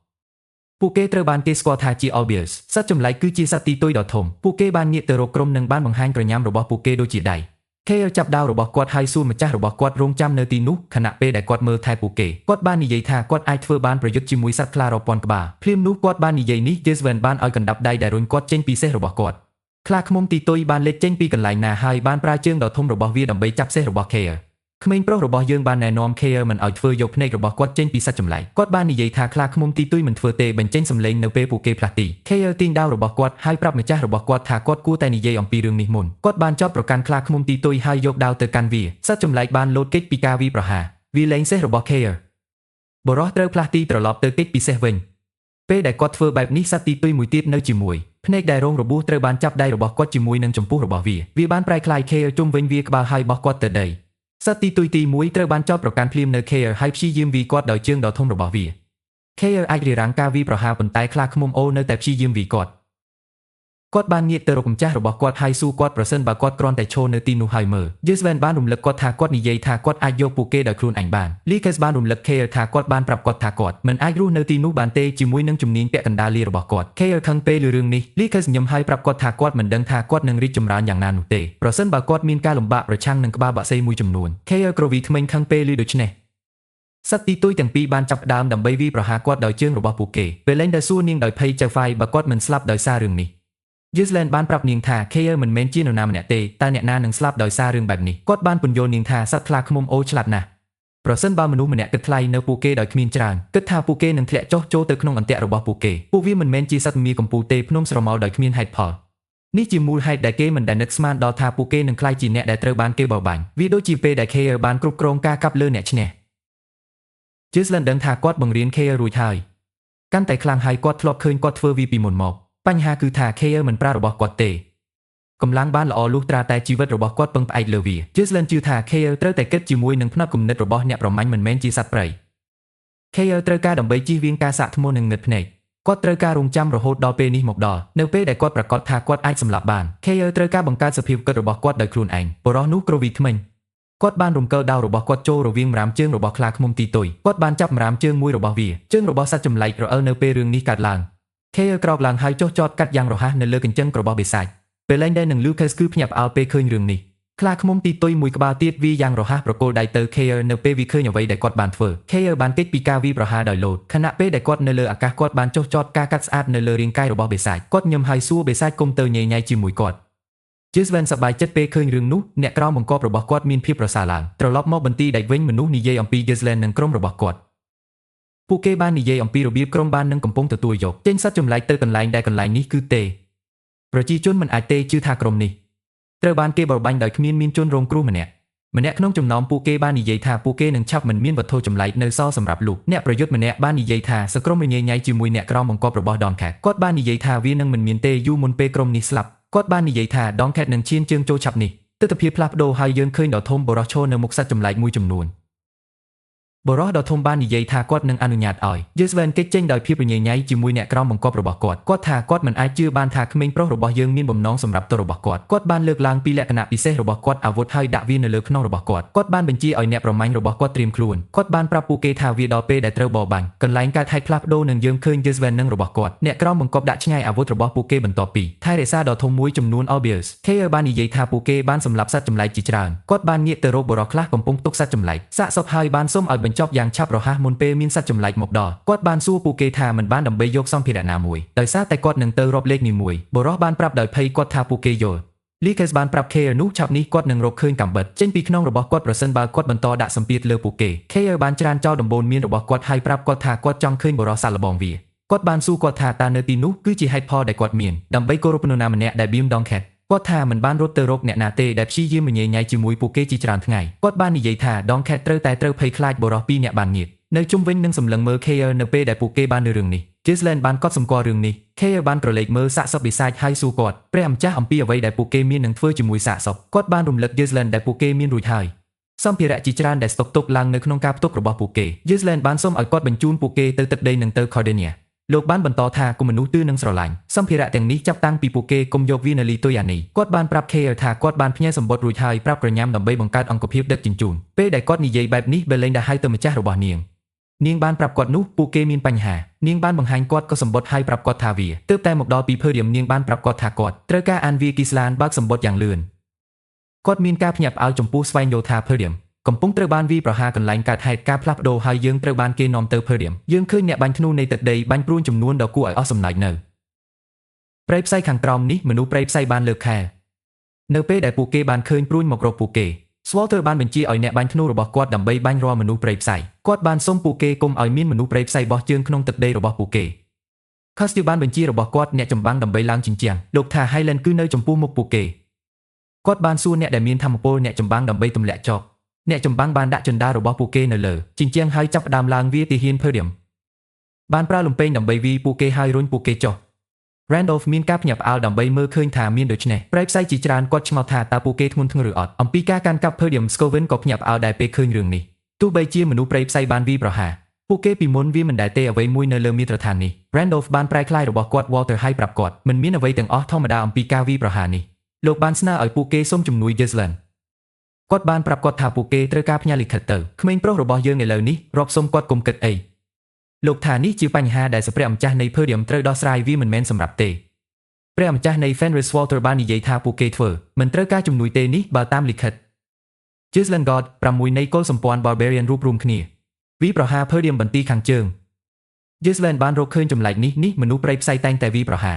ភើឌៀមប៉ុន្តែពួកគេមានមិនដែលបង្កើតសម្ព័ន្ធភាពទេនេះគឺជាអ្វីមួយវាមិនបានកាត់ឡើងសំបីតែនៅក្នុងជីវិតអតីតកាលរបស់ក្មេងប្រុសយើង Gisland អានថាពាក់កណ្ដាលទីហ៊ាន Fenris មានរួចហើយត្រូវបានបញ្ជូនទៅ Podium Gisland ដឹងថាឪពុករបស់គាត់នឹងមិនដែលសរសេរសម្បត្តិបែបនេះទៅ Fenris ទេគាត់ជឿថាឪពុករបស់គាត់ប្រហែលជាបានធ្វើរឿងនេះដោយសារតែមនុស្សប្រៃផ្សៃរួបរวมគ្នាទោះយ៉ាងណាក៏ដោយអ្វីមួយនៅតែមានអារម្មណ៍ចំពោះក្មេងប្រុសរបស់យើងខណៈពេលដែលគាត់កំពុងគិត Leeបានសួរគាត់អំពីអ្វីដែលគាត់នឹងធ្វើ Kayer បាននិយាយថាគាត់គ្រាន់តែចាប់ផ្ដើមសាំនឹងកន្លែងនេះ Gisland បានប្រាប់អ្នកក្រោមបង្គាប់របស់គាត់ថាពួកគេនឹងបញ្ចប់ការបរបាញ់របស់ពួកគេនៅទីនេះលោកបានបន្តថាភាពត្រឹមត្រូវនៃលិខិតមិនទាន់ត្រូវបានបញ្ជាក់នៅឡើយទេគាត់បាននិយាយថាពួកគេនឹងត្រូវការដើម្បីត្រឡប់ទៅកន្លែងស្នាក់នៅរបស់ពួកគេភ្លាមនោះគាត់បាននិយាយនេះគាត់មានអារម្មណ៍អ្វីមួយក្មេងប្រុសរបស់យើងបានបញ្ជាយ៉ាងរហ័សអ្នកក្រោមបង្គាប់របស់គាត់លោតក្រុមបានធ្វើតាមការបញ្ជារបស់លោកពួកគេអាចគេចខ្លួនបានព្រួញជាច្រើនដោយលោតអ្នកចម្បាំងជាច្រើនអ្នកត្រូវបានចោទប្រកាន់ពួកគេជាមួយនឹងញួរដ៏ធំរបស់ពួកគេ Gisland បានប្រើដាវរបស់គាត់រារាំងញួរធំពីរគាត់បានរុញញួរទៅម្ខាងហើយហែកបរោះទាំងពីរបែកគ្នាពេលគាត់នៅលើអាកាសពេលលេងរបស់កំបិតនៅរបស់គូប្រជែងរបស់នាង Lee បានចាក់គូប្រជែងរបស់គាត់នៅក្នុងទ្រូងនឹង Kayer បានចុះចាប់កាត់ក៏របស់គូប្រជែងរបស់គាត់ពេលដែលពួកគេធ្វើបែបនេះ John Cat បានលើកអាវុធដ៏ធំរបស់គាត់ហើយវាទៅលើដីគាត់បានចេញផ្សាយព្រឺធ្លាក់លើក្រុម Kayer និង Belinda មានការភ្ញាក់ផ្អើលយ៉ាងខ្លាំងដើម្បីមើលការធ្លាក់ព្រឺ Gisland ឆ្ពោះទៅមុខហើយរុញដាវទៅដីគាត់បានបញ្ជាឲ្យអ្នករាល់គ្នាថយក្រោយគាត់ព្រឺធ្លាក់ខ្លាំងលើពួកគេ John Cat លោតចុះក្រោមដើម្បីមើលថាតើគាត់បានយកការថែរក្សាក្រុមចំពោះការភ្ញាក់ផ្អើលរបស់គាត់ Kayer បានប្រាប់គាត់ថាគាត់បានមករៀបចំគាត់បានចង្អុលដាវរបស់គាត់នៅ John Cat ហើយបានសួរគាត់អំពីគាត់ជានរណា John Cat ប្រាប់គាត់ថាគាត់គ្រាន់តែផ្ដល់ឲ្យពួកគេនៅឱកាសតែមួយគត់ស្លាប់ដោយសន្តិភាពគាត់បានណែនាំខ្លួនគាត់ថាជាស្ដេចនៃច្រាំងថ្មចោតគាត់សួរពួកគេថាតើគាត់ត្រូវការឬអត់ពន្យល់ពីមូលហេតុដែលគាត់នៅទីនោះ Gisland បានប្រាប់បរិះនោះថាគាត់គឺជាអ្នកដែលបានសួរអ្នកក្រោមបង្គាប់របស់គាត់ប្រាប់គាត់ឲ្យមក Lucas បានប្រាប់គាត់ថាគាត់មិនដែររំពឹងថាគាត់នឹងមកដោយសារតែ Gisland បានហៅគាត់បានសួរ John Cat ថាតើគាត់ជាឆ្កែដែរឬទេ Kayer ដឹងថានេះជាស្ដេចដែលលេងឈួតគាត់បានសួរ John Cat ប្រសិនបើច្បាប់មិនបានបញ្ជាក់ថាពួកគេគួរតែជៀសវាងការសម្លាប់គ្នាផ្សេងទៀតគាត់បានសួរគាត់ថាតើគាត់ពិតជាគិតបែបនោះគាត់គឺលើសច្បាប់ដោយសារតែមនុស្សហៅគាត់ស្ដេច John Cat ញឹមហើយនិយាយច្បាប់នេះគឺខ្លាំងណាស់សំខាន់គាត់បានប្រាប់ Kayer ថាគាត់មិនដែលនិយាយថាគាត់នឹងសម្លាប់ពួកគេគាត់បាននិយាយថាពួកគេបច្ចុប្បន្ននៅកណ្ដាលភ្នំស្រមោលវាមិនចម្លែកពេកទេសម្រាប់មនុស្សស្លាប់ទៅសត្វចម្លែកនៅទីនោះភ្លាមនោះគាត់បាននិយាយដូច្នេះគាត់បានបង្ហាញក្រុមនិមិត្តសញ្ញារបស់មនុស្សដែលគាត់ត្រូវបានសម្លាប់ Kayer មិនចាប់អារម្មណ៍នឹងការបង្ហាញរបស់គាត់ទេនៃអំណាច John Cat បានសួរក្រុមអំពីតើអ្នកណាជាអ្នកដឹកនាំរបស់ពួកគេ Kayer ចង់ហៅទៅម្ចាស់របស់គាត់មុនពេលគាត់អាចនិយាយបានអ្វីទាំងអស់ Gisland ប៉ះស្មារបស់គាត់ហើយនិយាយថាគាត់ជាអ្នកដឹកនាំគាត់បានប្រាប់ John Cat ថា Kayer នឹងក្លាយជាស្ដេចនៃច្រាំងថ្មចោតឆាប់នេះបរិះនោះសើចហើយសួរក្មេងប្រុសរបស់យើងប្រសិនបើគាត់ប្រកាសថាគាត់មិនមែនជាអ្នកដឹកនាំGisland បានប្រាប់បរិះនោះថាមានអ្វីមួយបានមក Kayer ញឹមហើយលើកដាវរបស់គាត់បានសុំម្ចាស់គាត់ទៅថែរក្សាអាជីវកម្មរបស់គាត់បានប្រាប់គាត់ថាគាត់នឹងកំទេច John Cat យ៉ាងឆាប់រហ័ស Gisland ដាក់ដាវរបស់គាត់ទៅឆ្ងាយហើយសួរ Lucas នឹង Belinda ដើរតាមគាត់ Lucas បានស្នើឲ្យ Kayer ព្យាយាមមិនស្លាប់អ្នកក្រោមបង្គាប់របស់ John Cat មានការរំខាននៅពេលឃើញ Gisland និងអ្នកក្រោមបង្គាប់របស់គាត់ដើរចេញពួកគេបានចោទប្រកាន់ពួកគេ Kayer បានផ្លាស់ប្ដូរទៅចំហៀងហើយបានចុះចោទដ៏ធំមួយកាត់ករបស់ពួកគេដោយយកចលនាតែមួយរបស់គាត់ដាវរបស់គាត់គឺដូច្នេះលឿនដូចបរោះមិនអាចប្រតិកម្មនឹងការវាយប្រហារនោះទេគាត់ញឹមហើយសួរបរោះគុំឲ្យភ្នែកគេបិទភ្នែកគាត់បានប្រាប់ពួកគេថាគាត់គឺជាគូប្រជែងរបស់ពួកគេ John Cat សើចនៅពេលដែលគាត់បានឮរឿងនេះគាត់បានប្រាប់ Kayer ថាគាត់នឹងផ្ដល់ការចង់បានរបស់គាត់នៅសល់របស់គាត់បរោះត្រូវបានចោទប្រកាន់នៅ Kayer ជាមួយនឹងញួរដ៏ធំរបស់ពួកគេ Kayer បានរារាំងការវាយប្រហារនៃបរោះដំបូងដែលបានលោតញួររបស់គាត់ទៅគាត់បានកាត់បរោះដួលដោយការវាយប្រហារតែមួយអ្នកចម្បាំងម្នាក់ទៀតបានលោតញួររបស់គាត់ទៅគាត់ Kayer បានរារាំងការវាយប្រហារហើយរុញញួរទៅម្ខាងគាត់បានហែកក្រពះរបស់បរោះបើកដោយដាវរបស់គាត់អ្នកចម្បាំងទី3បានបង្ហាញខ្លួននៅពីក្រោយគាត់បានយកញួរទៅក្បាលរបស់ Kayer មកក្បាលហើយគេចពីការវាយប្រហារគាត់បានឲ្យបរោះនោះការទាត់ដ៏មានឥទ្ធិពលនៅក្នុងចង្ការបស់គាត់បរោះនោះហៀចេញឈាមខ្លះការទាត់បានបញ្ជូនគាត់ឲ្យហោះហើរមុនពេល Kayer អាចក្រោកឡើង John Cat ក្រវីសសមកលើគាត់ Kayer លោតទៅវិញយ៉ាងលឿនដើម្បីគេចពីការវាយប្រហារ John Cat បានលើកដៃរបស់គាត់ភ្លាមអាវុធនិងបានធ្វើឲ្យមានការយោយ៉ាងធំ Kayer នៅតែអាចដើម្បីគេចពីការវាយប្រហារ John Cat សម្ដៅទៅគាត់ដូចជាសក់ក្រហមហើយប្រាប់គាត់ថាគាត់មិនមែនពាក់កណ្ដាលទេអាក្រក់គាត់បានសួរ Kayer មកធ្វើការឲ្យគាត់បានធានាគាត់ថាគាត់នឹងព្យាបាលគាត់បានល្អគាត់លិតបូមាត់របស់គាត់ក្នុងលក្ខណៈគួរឲ្យស្អប់ខ្ពើមហើយបានប្រាប់ Kayer ថាពួកគេទាំងពីរនឹងបង្កើតក្រុមដ៏អស្ចារ្យមួយ Kayer សុំឲ្យបរិះនោះប្រាប់គាត់របៀបដែលឆ្កែចោកអាចដំណើរការនៅក្រោមជ្រូកគាត់បាននិយាយថាគាត់នឹងក្លាយជាស្ដេចនៃកន្លែងនេះចាប់ពីពេលនេះទៅប៉ុន្មាននាទីក្រោយមកពួកយើងមើលចលនាឆ្កួតនៅលើភ្នំព្រល Kayer និង John Cat គឺជាអ្នកដែលបំផ្លាញដើមឈើនឹងដី Kayer កំពុងគេចពី John Cat ការវាយប្រហារបរិះដ៏ធំបានបោកសសរស្តម្ភរបស់គាត់ជាមួយភាពងាយស្រួលនិងភាពជាក់លាក់ការវាយប្រហារនីមួយគឺរលូននិងប្រតិបត្តិបានល្អទោះបីជា Kayer ជាអាចគេចពីការវាយប្រហាររបស់គាត់ត្រូវបានរុញត្រឡប់មកវិញ Kayer បានសម្រេចចិត្តវាយប្រហារបរិះនោះ គាត់បានបោះកាំបិតរបស់គាត់ទៅគាត់ក្នុងល្បឿនឆ្កួតប៉ុន្តែដងខេតបានរារាំងការវាយប្រហាររបស់គាត់យ៉ាងងាយស្រួល KR បានរកឃើញបរិះនោះគួរឲ្យរំខានណាស់គាត់មិនជឿនោះទេដងខេតកំពុងប្រើសស្ដំដូចជាវាជាប្រភេទមួយចំនួននៃខែភ្លៀងគាត់ចុងខេតបានគិតអំពីរឿងនេះក្រវីសសររបស់គាត់មកលើគាត់ KR លោតតាមលំដាប់ដើម្បីគេចពីការវាយប្រហារគាត់បានវាយដាវរបស់គាត់ទៅដងខេតខណៈពេលដែលគាត់នៅលើអាកាសបរិះនោះក្រោកឡើងយ៉ាងលឿនសស្ដំនិងរារាំងការវាយប្រហារគាត់បានរើសសរបស់គាត់មួយឡែកហើយបង្កើត KR បាត់បង់ទល់ឲ្យភាពរបស់គាត់បានឲ្យគាត់ទាត់ចូលទ្រូងរបស់គាត់មុនពេលគាត់អាចចុះចតនៅលើដីការវាយប្រហារបានបញ្ជូន KR ការហោះហើរជាសំណាងល្អផ្នែកគឺអាចធ្វើបានឆាប់ទទួលបានទល់ឲ្យភាពរបស់គាត់ឡើងវិញគាត់ក្រវីធ្មេញដោយកំហឹងគាត់បានរកឃើញថាវាមិនគួរឲ្យជឿដងខេតអាចផ្លាស់ទីបានយ៉ាងលឿនទោះបីជាគាត់ធាត់ក៏ដោយគាត់មិនជឿនោះទេបរិះនោះមិនបានបង្ហាញទេទោះបីជាមានការបើកក៏ដោយការពិតដែលថាគាត់កំពុងដឹកសស្ដំដ៏ធំល្វឹងល្វើយ KR ដឹងថាគាត់នឹងឆ្លងផុតប្រសិនបើគាត់ទទួលបានការវាយប្រហារសូម្បីតែម្ដងគាត់មិនដឹងថាគាត់យ៉ាងម៉េចទេនឹងវាយបរិះម្នាក់នេះនៅពេលណាការវាយប្រហារតបរបស់គាត់មិនដំណើរការទេពេលគាត់ដងខេតបានគិតអំពីរឿងនេះបានបង្ហាញខ្លួននៅចំពោះមុខគាត់បានក្រវែងបង្គោលរបស់គាត់ទៅគាត់ KR អាចពុតខ្លួនបានក្បាលហើយតិចពីការវាយប្រហារសររបស់ដងខេតបានបុកដាំឈើហើយបំផ្លាញវាជាមួយនឹងចលនាតែមួយដាំឈើបានដួលរំយ៉ាងលឿនវាបានធ្លាក់លើ KR បន្តិចម្ដង KR បានដឹងរឿងនោះដងខេតបានដឹងរួចមកហើយគាត់នឹងតិចពីការវាយប្រហារគាត់ពិតជាគោលបំណងសម្រាប់ដាំឈើមុនពេលគាត់អាចលោតចេញនៅតាមផ្លូវគាត់បានឃើញដងខេតលើកសររបស់គាត់បរិះនោះញឹមហើយប្រាប់ KR តែគាត់បានរត់ចូលបរិះចូលចិត្តគាត់ច្រើនដងជាចំនួននៃសត្វចម្លែកដែលគាត់បានបរបាញ់គាត់ថាមនុស្សចូលចិត្តគាត់ជានិច្ចគិតថាពួកគេជាប្រភេទឆ្កែកំពូលភ្លាមនោះគាត់បាននិយាយដូច្នេះគាត់បានវាយ KR ជាមួយនឹងសររបស់គាត់ដាំឈើក៏ដួលរំដែរនៅលើរាងកាយពេលយប់ KR អាចលើកដាវរបស់គាត់ដើម្បីរារាំងសស្ដំប៉ុន្តែវាមិនមែនទេរឹងមាំគ្រប់គ្រាន់ដើម្បីបញ្ឈប់វាគាត់ធាចេញឈាមខ្លះការវាយប្រហារនេះបានបង្កឲ្យមានសម្លេងខ្លាំងការផ្ទុះនៅក្នុងតំបន់នៅពេលដែលខ្យល់ត្រជាក់បានបោសសម្អាតយើងឃើញដងខេតអង្គុយលើបង្គោលរបស់គាត់បានប្លន់ថ្មមួយចំនួនរួមគ្នានឹងប្រើវាដើម្បីបង្កើតភ្លើងដើម្បីបំភ្លឺស៊ីការបស់គាត់ដាក់ស៊ីកាយ៉ាងលឿនមាត់របស់គាត់ឲ្យបញ្ចេញពងបែក KR បានដេកនៅលើដើមឈើដែលបុកគាត់នៅពេលនោះយ៉ងខេតបានជួបបារីនេះបរិះធំបានប្រាប់ KR នោះគាត់មិនដែលជួបនរណាម្នាក់ទេបានប្រជែងយកតំណែងរបស់គាត់ថាភ្លេចរបៀបទប់គាត់បានប្រាប់ KR ថាវាមិនតែងតែល្អទេរឿងដើម្បីខ្លាយជាល្បីល្បាញគាត់បាននិយាយថាអ្នករាល់គ្នាថយក្រោយមុនពេលពួកគេព្យាយាមគាត់បានលាតត្រដាងដល់ KR នោះគាត់បានកត់សម្គាល់ឃើញថាគាត់បានចាប់ផ្ដើមមានការភ័យខ្លាចខ្លះចំណុចនឹងផ្ដោតលើការកេកគាត់បាននិយាយថាគាត់បានសម្រេចចិត្តបញ្ចប់រឿងលឿនព្រោះវាឈប់សប្បាយដងខេតក្រោកឈរហើយប្រាប់ KR ថាគាត់មានអារម្មណ៍មិនល្អសម្រាប់បរិះបន្តដេញដែលទុកចិត្តគាត់លោកបានបន្តថាការប្រយុទ្ធគឺគួរឲ្យធុញពីមុនគាត់អាចដើរទៅឆ្ងាយ KR ក្រោកឈរឡើងបានហើយគាត់ថាជាមនុស្សឆ្កួតគាត់បានសួរគាត់ថាតើគាត់ធ្លាប់ទេបាននិយាយថាគាត់ភ័យខ្លាចយ៉ងខេតមានការភ្ញាក់ផ្អើលដើម្បីស្ដាប់សំឡេងរបស់ KR គាត់បានងាកយ៉ាងលឿននៅជុំវិញដើម្បីមើលសាកសពរបស់ KR គ្រប់ដណ្ដប់ដោយឈាមគាត់បានសួរប្រសិនបើគាត់នឹងពិចារណាឡើងវិញនៅការផ្ដល់ជូនរបស់គាត់បានសុំឲ្យ KR ធ្វើការឲ្យគាត់បានប្រាប់គាត់ថាវាមិនយឺតពេលសម្រាប់គាត់ទេគាត់បាននិយាយថាមោទនភាពមិនមានទេដាក់ម្ហូបនៅលើតុគាត់បានសួរ KR ប្រសិនបើវាមិនប្រសើរជាងរស់នៅដូចជ្រូកដែលស្កប់ស្កល់ជាងចោកដែលស្រេកឃ្លានខណៈពេលដែលដកដង្ហើមខ្លាំង KR ដកដង្ហើមធំគាត់បានប្រកាន់ចំហនិងចង្អុលដៃរបស់គាត់ទៅដងខេតគាត់បានប្រាប់បរិះនោះមួយក្នុងចំណោមពួកគេនឹងត្រូវស្លាប់នៅទីនោះនៅថ្ងៃនេះគាត់ធានាថាដងខេតមនុស្សដែលស្លាប់នឹងមិនមានទេគាត់ដងខេតបានហៅគាត់ថាជាមនុស្សល្ងល្ងើគាត់បានប្រកាន់ចំហនិងគ្រប់ដណ្ដប់សសររបស់គាត់ជាមួយម៉ាណាគាត់បានប្រាប់ KR ថាគាត់នឹងមិនមានទេអាចសោកស្ដាយចំពោះទង្វើរបស់គាត់បន្ទាប់ពីគាត់ស្លាប់ទោះបីជា KR កំពុងតែមានភាពក្លាហានក៏ដោយមុខគាត់មានអារម្មណ៍ថាគាត់ហៀបនឹងស្លាប់គាត់ប្រកាសថាទាំងអស់ឆ្អឹងនៅក្នុងខ្លួនរបស់គាត់បានបាក់បែកទាំងស្រុងគាត់បានដឹងថាអ្វីតែងតែបែបនេះសម្រាប់គាត់គិតថាគាត់យល់អ្វីគ្រប់យ៉ាងដែល Jeslan បង្រៀនគាត់ប៉ុន្តែគាត់ភ្លេចពួកគេស្ថានភាពជាក់ស្ដែងបែបនេះគាត់ដឹងថាដងខេតត្រឹមត្រូវនៅពេលគាត់និយាយថាគាត់ភ័យខ្លាច KR មិនអាចអនុវត្តចលនារបស់គាត់យ៉ាងច្បាស់ដោយសារតែការភ័យខ្លាចរបស់គាត់សម្គាល់ថាដៃរបស់គាត់ញ័រគាត់ចាប់វាយ៉ាងលឿនដើម្បីស្ងប់ចិត្តគាត់បានដឹងថានេះគឺជាការភ័យខ្លាចគាត់ចងចាំសុំ Jeslan ប្រាប់គាត់នៅពេលដែលគាត់ធ្លាប់ភ័យខ្លាច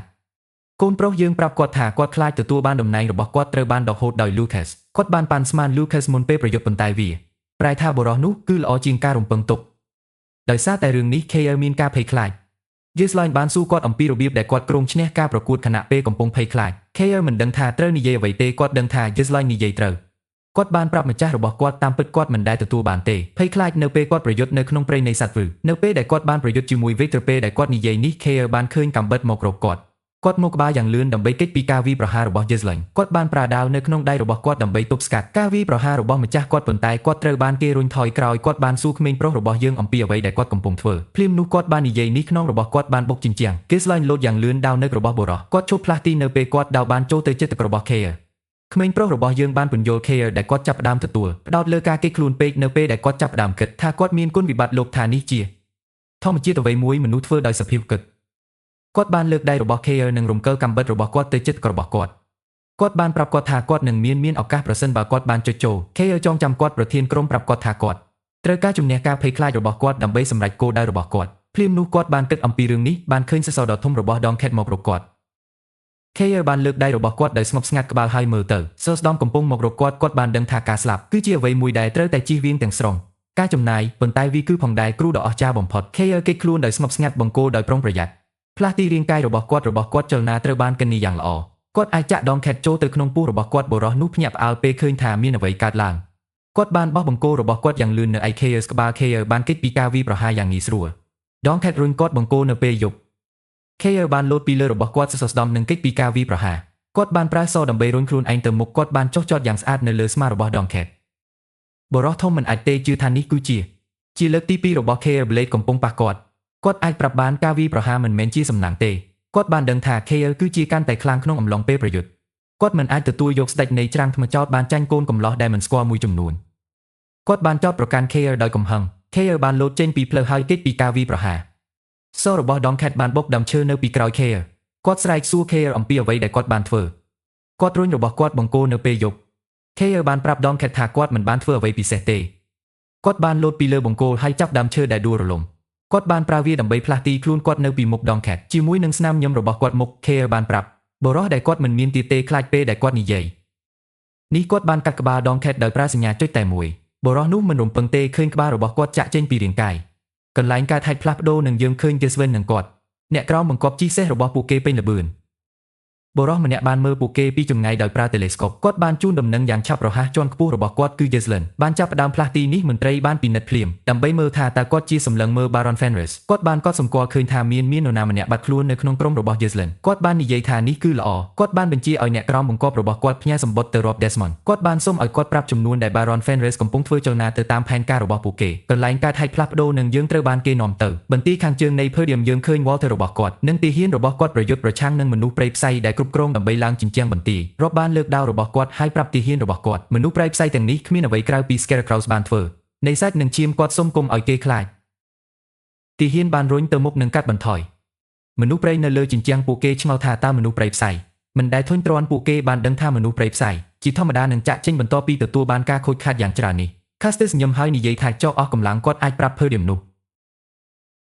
ះនឹងដួលប្រសិនបើពួកគេប៉ះទង្គិចអពីរបីដងទៀតជាមួយពួកគេគាត់បានលើកដៃឲ្យបញ្ជាសមាជិកនៃកុលសម្ព័ន្ធសានវិញដើម្បីដកថយគាត់បាននិយាយថាគឺពេលវេលាសម្រាប់ពួកគេសម្រាប់គាត់បានសួរទៅអ្នកក្រោមបង្គាប់របស់គាត់បដូរជាមួយអង្គភាពតាមដានអ្នកចម្បាំងនៃកុលសម្ព័ន្ធសានវិញមិនបានដូចជាអ្វីដែលពួកគេមានការស្ដាប់ពួកគេមិនអាចជឿថាពួកគេមានដើម្បីបដូរនៅពេលនេះម្នាក់ក្នុងចំណោមពួកគេបានប្រាប់ផ្សេងទៀតដែលពួកគេត្រូវការធ្វើតាមបញ្ជារបស់ប្រធាន Castis ទាហាននៃ Podium មិនអាចជឿថាមួយផ្សេងទៀតអង្គភាពបានមករកពួកគេពិតជាខ្លាំងណាស់អស់កម្លាំងពួកគេឆ្ងល់ប្រហែលប៉ុន្មានដងមនុស្សព្រៃផ្សៃបានទៅដើម្បីបដូរឯកតាខណៈពេលដែលដកដង្ហើមខ្លាំង Randolph បានប្រាប់អ្នករាប់ថាកុលសម្ព័ន្ធ6កំពុងប្រើយុទ្ធសាស្ត្របង្វិលពួកគេកំពុងបដូរវេនដើម្បីបន្តលំហូរនៃការវាយប្រហាររបស់ពួកគេ Randolph ពន្យល់ម្ចាស់របស់គាត់ថាកម្លាំងរបស់ពួកគេខ្វះខាតខ្លាំងពេកស្រូបយកចន្លោះរវាងការវាយប្រហាររបស់ពួកព្រៃផ្សៃខណៈពេលដែលដកដង្ហើមខ្លាំង Scoven បាននិយាយថាគាត់មិនដែលរំពឹងទុកមនុស្សព្រៃផ្សៃប្រើយុទ្ធសាស្ត្រលោកប្រាប់លោកម្ចាស់ថាជនព្រៃផ្សៃកំពុងព្យាយាមធ្វើឲ្យពួកគេអស់កម្លាំង Randolph បានរកឃើញសម្ព័ន្ធភាពកុលសម្ព័ន្ធទាំង6គឺចម្លែកវាមិនសមហេតុផលសម្រាប់គាត់នោះទេមនុស្សព្រៃផ្សៃនឹងប្រើយុទ្ធសាស្ត្រគាត់បានប្រាប់ម្ចាស់របស់គាត់ថានៅទីនោះត្រូវតែជាមេខ្លោងនៅពីក្រោយស្ថានភាពនេះរបស់គាត់ Walter បានបញ្ជា Randolph ដើម្បីបើកទ្វារបន្ទាប់ពេលដែលអ្នកព្រៃផ្សៃចូលទៅជិតគាត់ថាគាត់នឹងទៅផ្ទាល់ចេញដើម្បីយកក្បាលមេត្រូវប្រធានក្រុមពេលយប់និង Scoven មានការភ្ញាក់ផ្អើលជាខ្លាំងនៅពេលរឿងនេះភ្លាមរបស់គាត់ Walter បានផ្ដល់ការបញ្ជាទិញRandolph បានឃើញអ្វីមួយពីចម្ងាយគាត់បានសុំឲ្យរាប់មើលទៅមុខ Walter របស់គាត់បានឃើញទាហានខ្លះគិតថ្លៃដល់ពួកគេគាត់តក់ស្លុតពេលឃើញអង្គភាពមកដល់បន្ទាយវាជាអង្គភាពរបស់ Gislen កូនប្រុសរបស់យើងនិងទាហានរបស់គាត់ការចាប់ប្រកាន់ដ៏រុងរឿងនៅ Podium Belen ដែលខឹងពេលឃើញមនុស្សព្រៃជុំវិញបន្ទាយខាងជើង Lycas បាននិយាយថាសម្ព័ន្ធភាពកុលសម្ព័ន្ធទាំង6ត្រូវតែជាការពិត Gislen បានបញ្ជាឲ្យ Belen និង Lycas ដឹកនាំពួកគេឯកតានឹងរីករាលដាលទៅគែមទាំងពីរដើម្បីបង្កើតការឡោមព័ទ្ធគាត់បាននិយាយថាពួកគេនឹងកម្ចាត់មនុស្សព្រៃផ្សៃនៅថ្ងៃនេះភ្លាមនោះគាត់បានផ្ដល់ឲ្យលំដាប់ Belinda និង Lucas បានផ្លាស់ប្ដូរនៅក្នុងផ្សេងគ្នាទីដៅជាមួយអង្គភាពរបស់ពួកគេជនព្រៃផ្សៃខ្លះសើចសួរថាអ្នកណាជាអ្នកចាញ់ថ្មីម្នាក់ក្នុងចំណោមពួកគេបានសួរអំពីមូលហេតុដែលពួកទាហានមកពីខាងក្រោយរបស់ពួកគេមនុស្សព្រៃញឹមហើយនិយាយថាគាត់មិនខ្វល់គាត់បាននិយាយថាគាត់គ្រាន់តែធុញទ្រាន់ដកថយដូចមនុស្សកំសាក គាត់បានប្រាប់សម្មិត្តរបស់គាត់ថានេះគឺជាការអស្ចារ្យឱកាសសម្រាប់ពួកគេមនុស្សព្រៃផ្សៃបានកត់សម្គាល់ឃើញ Jesslyn កំពុងតែដាក់បន្ទុកលើពួកគេតែម្នាក់ឯងពួកគេបានសម្រេចចិត្តសម្លាប់គាត់ហើយជប់លៀងឈាមគាត់នៅពេលដែល Jesslyn ចូលទៅជិតដល់ពួកគេគាត់បានលើករបស់គាត់ Halberd ជាមួយតែមួយអាវុធថ្មីរបស់គាត់ក្មេងប្រុសរបស់យើងបានកាត់ក្បាលពួកគេមនុស្សព្រៃផ្សៃមានការភ្ញាក់ផ្អើលដើម្បីមើលក្បាលរបស់សម្មិត្តរបស់ពួកគេនៅលើអាកាសគាត់បានបង្វិលក្បាលរបស់គាត់នៅលើអាកាសហើយចាប់ផ្ដើមវាយប្រហារមនុស្សព្រៃគាត់បានបំបែកពួកគេដាច់ជាមួយនឹងការវាយប្រហារនេះមួយគ្មាននរណាម្នាក់ក្នុងចំណោមពួកគេអាចធ្វើបានទេរារាំងឬទប់ទល់នឹងការវាយប្រហាររបស់គាត់វាមិនមែនជាសំបីតែមួយការប្រកួតប្រជែងជាមួយ Jesslyn រាល់សត្រូវដែលប្រឈមមុខអាវុធរបស់គាត់ត្រូវបានកាត់មនុស្សព្រៃផ្សៃភ្ញាក់ផ្អើលពេលឃើញរឿងនេះពួកគេមិនជឿនោះទេ Podium មានអ្នកចម្បាំងបែបនេះពួកគេចង់យក Jesslyn ចេញពីសេះរបស់គាត់ប៉ុន្តែការខិតខំប្រឹងប្រែងរបស់ពួកគេគឺគ្មានន័យទេពីមុខក្មេងប្រុសរបស់យើងរងការចោទប្រកាន់មើល Jesslyn កាត់បន្ថយអ្នកចម្បាំងរបស់គាត់ក្រវីថ្មិញដោយកំហឹងគាត់បានសួរអ្នកចម្បាំងរបស់គាត់ថាតើអ្នកចម្បាំងដ៏អស្ចារ្យដូចពួកគេខ្លាចមួយបរិះម្នាក់ក្នុងចំណោមអ្នកចម្បាំងរបស់គាត់ជូនដំណឹងដល់គាត់យ៉ាងឆាប់រហ័សថាពួកគេមានបញ្ហាគាត់បានបង្ហាញដល់ Cass តាមរយៈនោះថ្មីរបស់ពួកគេសត្រូវកំពុងរុញពួកគេត្រឡប់មកវិញពីហ្គេមគាត់បាននិយាយថាចុកខាងជើងកំពុងមកនៅខាងក្រោយពួកគេជាមួយទាហានរបស់គាត់ស្មានមិនដល់ Walter របស់គាត់ដើម្បីបើកទ្វាររបស់គាត់ការរាប់មិនដែលបានធ្វើទេអ្វីមួយដូចនេះពីមុនគាត់មិនចូលចិត្តការពិតដែលថា Walter របស់គាត់បានធ្វើវាឥឡូវនេះគាត់លើកពូថៅហើយប្រាប់អ្នកចម្បាំងរបស់គាត់គ្មានបញ្ហាទេទ្រង់បានរំលឹកពួកគេថាពួកគេច្រើនជាងសត្រូវរបស់ពួកគេគាត់បានសុំឲ្យពួកគេរុញទៅមុខពេលដែលគាត់និយាយនេះគាត់បានកត់សម្គាល់ឃើញថារបស់គាត់អ្នកចម្បាំងត្រូវបានកកដោយការភ្ញាក់ផ្អើលពួកគេបាននិយាយថាបិសាចគឺនៅពីមុខពួកគេបានឃើញបិសាចមួយត្រាំក្នុងឈាមវាជាបិសាចពីទេវកថានៅថ្ងៃដែលព្រៃនៃសត្វត្រូវបានដុតមានរឿងនិទានមួយអារក្សនោះជាហៀដោយឈាមក្រហមបិសាចនេះបានលួចប្រលឹងមនុស្សគ្រប់រូបវាត្រូវបានគេស្គាល់ថាជាបិសាចបង្ហូរឈាមមនុស្សព្រៃផ្សៃបានឃើញ Jesslyn ដូចជាបិសាចបង្ហូរឈាមក្មេងប្រុសរបស់យើងនៅក្នុងសេះរបស់គាត់ត្រូវបានគ្របដណ្ដប់ជាមួយឈាមរបស់អ្នកចម្បាំងត្រូវញឹមពេលគាត់យល់ពីមូលហេតុរបស់គាត់អ្នកក្រមបង្គាប់ហៅថា Jesslyn បិសាចបង្ហូរឈាមគាត់សាច់ហើយនិយាយថានេះសប្បាយណាស់គាត់បានប្រាប់ Jesslyn នោះគាត់មិនដែលគិតទេថានឹងមាននរណាម្នាក់ខ្លាំងដូចគាត់នៅភាគខាងជើងគាត់បានចោទប្រកាន់ក្មេងប្រុសរបស់យើងហើយណែនាំខ្លួនគាត់ជាអ្នកចម្បាំងដ៏អស្ចារ្យនៃភាគខាងជើងគាត់បានហៅ Jesslyn ថាជាបិសាចហើយប្រាប់គាត់ថាគាត់នឹងយកក្បាលរបស់គាត់ Jesslyn បានប្រាប់បុរសនោះគាត់គួរឲ្យស្អប់ខ្ពើមភ្លាមនោះលោកបាននិយាយថាសេះឈ្គួតរបស់គាត់បានលើកឡើងជើងរបស់គាត់ហើយប្រើវាដើម្បីវាយជេរសេះរបស់គាត់នៅក្នុងមុខប្រញាប់ប្រញ័រលោតពីលើសេះរបស់គាត់នៅពេលគាត់បានឃើញថាវាហៀបនឹងធ្លាក់មុនពេលដែលគាត់អាចវាយ Jesslyn គាត់បានសួរគាត់ប្រសិនបើគាត់ដឹងពីចំនួនភាគខាងជើងដីដែលមិនធ្លាប់មានឆ្ងាយដោយពូថៅដ៏ព្រៃផ្សៃរបស់គាត់ Jesslyn រុញច្រានរបស់គាត់ Halberd នៅបុរស Cass អាចគេចពីវាបានគាត់យកពូថៅមកចំក្បាលកូនប្រុសយើង Jesslyn បានរំកិលខ្លួនត្រឡប់មកវិញដើម្បីគេចការវាយប្រហារគាត់បានប្រើអំបោះដើម្បីកាន់វាយពូថៅដូចមុនគាត់អាចបង្វិលវាម្ដងទៀតគាត់បានអូសប្រធាននឹងបោះគាត់ទៅដីទទួលបានយ៉ាងឆាប់រហ័សឡើងគាត់បានសួរ Jesslyn ប្រយុទ្ធជាមួយគាត់ឲ្យបានត្រឹមត្រូវគាត់បានប្រាប់គាត់ថាគាត់នឹងយកជីវិតរបស់គាត់ភ្លាមគាត់បាននិយាយថានេះកូនប្រុសរបស់យើងសេះទាត់គាត់ចំមុខការវាយប្រហារបានបញ្ជូនប្រធានហោះហើរវាបានបញ្ជូនគាត់ទៅមាត់នៃចុកខាងជើងស្វល់ទៅចាក់ប្រធាននៅក្នុងទ្រូងរបស់គាត់ខុបខិតមើលពីក្រោយដោយប្រុងប្រយ័ត្នដើម្បីមើលថាអ្នកណាចាក់គាត់មិនដែលរំពឹងទេដើម្បីខ្លាយជាចុកខាងជើង Jesslyn បានប្រាប់គាត់ទេវកថាថ្មីរីករាលដាលក្នុងចំណោមមនុស្សព្រៃផ្សៃចាប់ពីថ្ងៃនេះទៅមនុស្សព្រៃផ្សៃនឹងជានិច្ចដឹងថាភាគខាងជើងចុះនឹងកាត់វាបំពង់របស់អ្នកចម្បាំងរបស់ពួកគេស្វល់ទៅបានយករបស់គាត់ចេញដោហើយអនុញ្ញាតឲ្យ Cass របស់គាត់រាងកាយធ្លាក់ដល់ដីគាត់បានប្រកាសប្រាប់គាត់បរិះដែលជាប្រធានមនុស្សព្រៃផ្សៃស្លាប់គាត់បានសុំឲ្យពួកគេធ្វើមនុស្សព្រៃផ្សៃមិនដែលគិតទេការចង់បានPodiumម្ដងទៀត Jesslyn និងឪពុករបស់គាត់បានចុះពីសេះរបស់ពួកគេកូនប្រុសរបស់យើងដើរទៅរកឪពុកស្វល់ទៅញឹមហើយប្រាប់គាត់ថាវាមានបានមួយរយៈ Jesslyn បានដោះមួកសុវត្ថិភាពរបស់គាត់ហើយបានដាក់របស់គាត់ដែលលើទ្រូងរបស់គាត់ថាយឺតបន្តិច Randolph បានអបគាត់យ៉ាងរហ័សហើយបានប្រាប់គាត់នោះគាត់មានមោទនភាពចំពោះគាត់ណាស់គាត់បានប្រាប់ Jesslyn ថាពួកគេអាចធ្វើបានទីបំផុតដកដង្ហើមអរគុណគាត់ស្វល់ទៅបានសួរកូនប្រុសរបស់គាត់អំពីរបៀបដែលគាត់បានដឹងអំពីស្ថានភាពនិងរបៀបគាត់ដឹងថាគាត់ជាដើម្បីមកជាមួយនេះទាហាន Jesslyn បានបង្ហាញទៅឪពុករបស់គាត់ថាគាត់បានមកទីនោះបន្ទាប់ពីទទួលការអង្វរបន្ទាន់សម្រាប់ជំនួយកានត្រានៃ Podium គាត់បានពន្យល់របស់គាត់ Walter ថាលិខិតនោះបាននិយាយថាគាត់ស្ថិតនៅក្រោមវាយប្រហារដោយពួកព្រៃផ្សៃហើយថាគាត់មានបានទទួលផ្នែកមួយនៃកងកម្លាំងរបស់ Fenris ដូចជាការពង្រឹងការរាប់គឺភ្ញាក់ផ្អើលពេលលើរឿងនេះ Jesslyn បានយកសម្បត្តិនោះហើយបានសួរឪពុករបស់គាត់ថាតើគាត់មិនមែនជាអ្នកដែលបានផ្ញើវាទេស្វល់ទៅសម្លឹងមើល Randolph នៅពេលដែលគាត់បានឮរឿងនេះប្រធានក្រុមពេលយប់ធានាថាលោកម្ចាស់មិនមែនជាអ្នកដែលបានផ្ញើនោះទេវាគាត់បានរំលឹកស្វល់ទៅថាគាត់មិនបញ្ជាគាត់ទេដើម្បីផ្ញើសម្បត្តិណាមួយជាមុនការរាប់មិនយល់ទេតើមានអ្វីកើតឡើងគាត់ឆ្ងល់អំពីដែលផ្ញើសម្បត្តិជាមួយសំឡេងស្ងប់ស្ងាត់នៅក្នុងសំឡេងរបស់គាត់ Gisline សុំឲ្យឪពុកគាត់ស្ដាប់ឲ្យបានល្អគាត់បានប្រាប់ស្វល់ទៅថាពួកគេបានដួលចូលទៅក្នុងអន្ទាក់មួយឈុតឆាកផ្លាស់ប្ដូរហើយយើងត្រូវបានគេយកទៅជំរុំយកភូមិភាគទី2នៃកងទ័ពរាជវង្សយើងមើលទាហានលេងល្បែង ម្នាក់ក្នុងចំណោមពួកគេបាននិយាយថាគាត់បានបាត់បង់ប្រាក់ខែប្រចាំសប្តាហ៍របស់គាត់ម្ដងទៀតទីហ៊ានម្នាក់ទៀតបានងាកទៅមេបញ្ជាការ Snow ហើយបានសួរគាត់អំពីនៅពេលដែលពួកគេនឹងចាក់ចេញលោកថារបៀបរស់នៅនេះហត់នឿយពេកសម្រាប់គាត់បុរសម្នាក់ទៀតបាននិយាយថាគាត់ចាប់ផ្ដើមនឹក Cordelia មេបញ្ជាការ Snow ដែលមានឈ្មោះថា Dora នឹងបានប្រាប់បុរសរបស់គាត់ថាពួកគេនឹងទៅផ្ទះនៅពេលណាពួកគេត្រូវបានបញ្ជាឲ្យចាក់ចេញមន្ត្រីក្រមអាវ៉ាត់របស់គាត់បាននិយាយគាត់បានឮថាពួកគេនៅទីនោះដើម្បីឈរយាមក្នុងករណី Rob Desmond v ប្រហារ Fenris សមិទ្ធរបស់គាត់បាននិយាយដូច្នេះពួកគេមិនបានឃើញតែមួយទេចលនាពី Rob គាត់បានប្រាប់អ្នកផ្សេងទៀតបុរសថាគ្មានផ្លូវទេថាការ Rob នឹងធ្វើអ្វីមួយដូចនោះកងទ័ពរីកកំពុងមើលមេបញ្ជាការ Yora នឹងបានសួរអ្នកក្រមបង្គាប់របស់គាត់កុំបារម្ភពេកគាត់ថាគាត់ដឹង Rob Desmond នឹងមិនធ្វើអ្វីមួយដែលមិនប្រុងប្រយ័ត្នគាត់បានប្រាប់អ្នកក្រមបង្គាប់របស់គាត់ដែល Rob Desmond នឹងប្រឆាំងនគរទាំងមូលដោយការវាយលុកលោកថាសូម្បីតែលោកម្ចាស់ដ៏អស្ចារ្យបំផុតនៃភាគខាងជើងនឹងមិនធ្វើអ្វីមួយឆ្កួតណាស់ប៉ុន្មាននាទីក្រោយមកយើងឃើញកងទ័ពមួយលេចឡើងនៅលើភ្នំទង់ជាតិរបស់ពួកគេបានចូលខ្យល់ទាហានយ៉ាងឆាប់រហ័សបានរត់ចូលទៅក្នុងមេបញ្ជាការតង់គាត់បានជូនដំណឹងដល់ Dora ហើយថាពួកគេមានមួយចំនួនបញ្ហាគាត់បានបង្ហាញឲ្យឃើញគាត់ដែល Rob Desmond កងទ័ពកំពុងដាក់បន្ទុកលើពួកគេ Count Desmond គឺជាម្នាក់ដឹកនាំទាហាន Dora ហើយប្រញាប់ចេញពីតង់របស់គាត់ហើយបានប្រកាសថានេះគឺជាការវាយឆ្មក់របស់ពួកខ្នែកគាត់បានបញ្ជាឲ្យបុរសរបស់គាត់បង្កើតជួរខាងមុខនិងរៀបចំសម្រាប់ការប្រយុទ្ធគាត់បានបញ្ជាឲ្យអ្នកបាញ់កាំភ្លើងដើម្បីផ្លាស់ទីទៅខាងមុខនិងបញ្ឈប់ការរីកចម្រើនជាមួយនឹងការបង្កើតបរាជ័យបុរសបានរៀបចំយ៉ាងឆាប់រហ័សវាប្រហារនៅពេលពួកគេឃើញការរົບចិត្តមកដល់ហើយជាអកុសលសម្រាប់ពួកគេ Rob Desmond និងរបស់គាត់ទាហានបានបំផ្លាញពួកគេការបង្កើតនិងបំបែកពួកវា Harold និងពីរអ្នករបស់គាត់បញ្ជាតបសេះងាយបំផ្លាញបុរសវាមិនមែនសំបីតែបញ្ហាប្រឈមសម្រាប់ពួកគេទាហាននៃកងរាជអាវុធ Hatster តែអាចបន្តជាមួយពួកគេម្នាក់ក្នុងចំណោមពួកគេបានប្រាប់មេបញ្ជាការកងពលនោះពួកគេមិនអាចនៅបានយូរទៀតទេគាត់បាននិយាយថាពួកគេមិនអាចរក្សាការបង្កើតបុរសនោះមិនអាចជឿបានទេអ្វីដែលគាត់កំពុងឃើញទ្រង់ជ្រាបថាព្រះរាជាកងទ័ពត្រូវបានបង្កើតឡើងដោយអេសាជននេនកូគាត់មិនយល់ពីរបៀបពួកគេត្រូវបានកាត់បន្ថយទៅកម្រិតនេះភ្លាម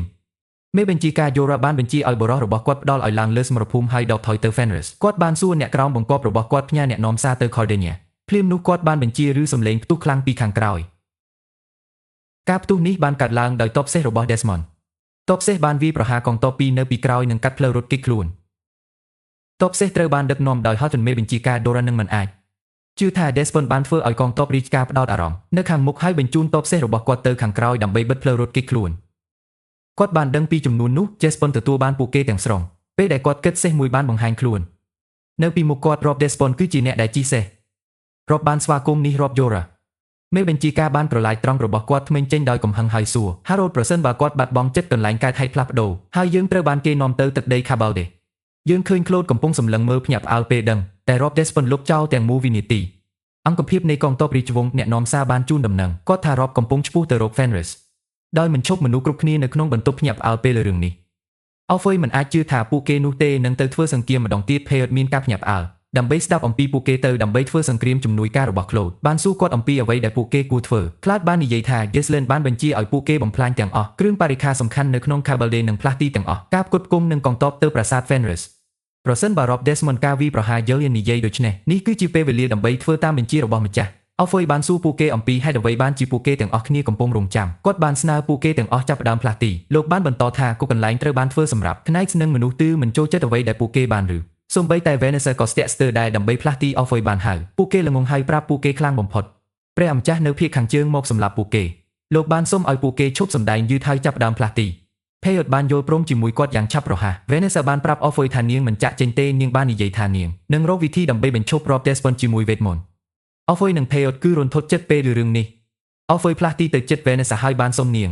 គុំនិយាយអ្វីមួយដូច្នេះឆោតល្ងងគាត់បានប្រាប់នាងនោះនាងប្រកាសជានឹងស្លាប់ប្រសិនបើនាងនៅទីនោះ Vanessa បានប្រាប់គាត់អ្វីគ្រប់យ៉ាងដែលពួកគេបានធ្វើរហូតមកដល់ពេលនេះនឹងត្រូវបានយកដោយសត្រូវប្រសិនបើពួកគេចាក់ចេញពីកន្លែងនេះ Alfoy បានពន្យល់នាងថាពួកគេមិនមែនទេបោះចោលអ្វីទាំងអស់គាត់បានប្រាប់នាងថាគាត់ចង់ឲ្យពួកគេរស់ដំបូងគាត់បាននិយាយថានរណាម្នាក់ជាមួយនឹងកំហឹងរបស់ Ghislaine ពិតជានឹងយកដេកត្រឡប់មកវិញពីយប់ Demon Vanessa បានរំលឹកគាត់ដែលពួកគេបានធ្វើគ្រប់ប្រភេទដែលមិនអាចទៅរួចរហូតមកដល់ពេលនេះនាងបាននិយាយថានាងប្រកាសថាពួកគេអាចបញ្ឈប់បានសត្រូវប្រសិនបើពួកគេព្យាយាមអស់ពីសមត្ថភាព Vanessa ប្រាប់ Alfoy ថាដីនេះមានរោងជាងនិងគ្រឿងបរិក្ខារ Snow ថាមនុស្សទឿនឹ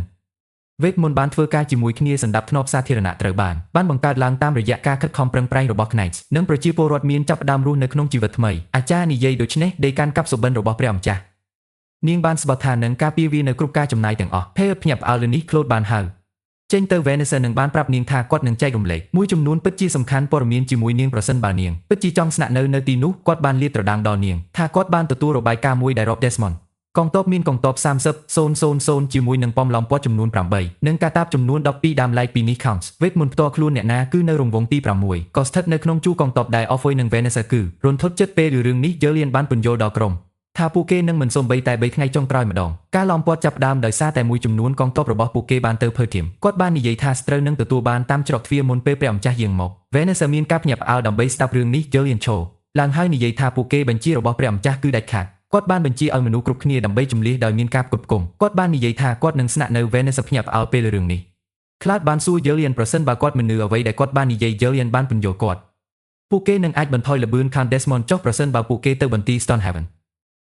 ដែលជាច្រកផ្លូវនាំទៅដល់ទឹកដី Cabalde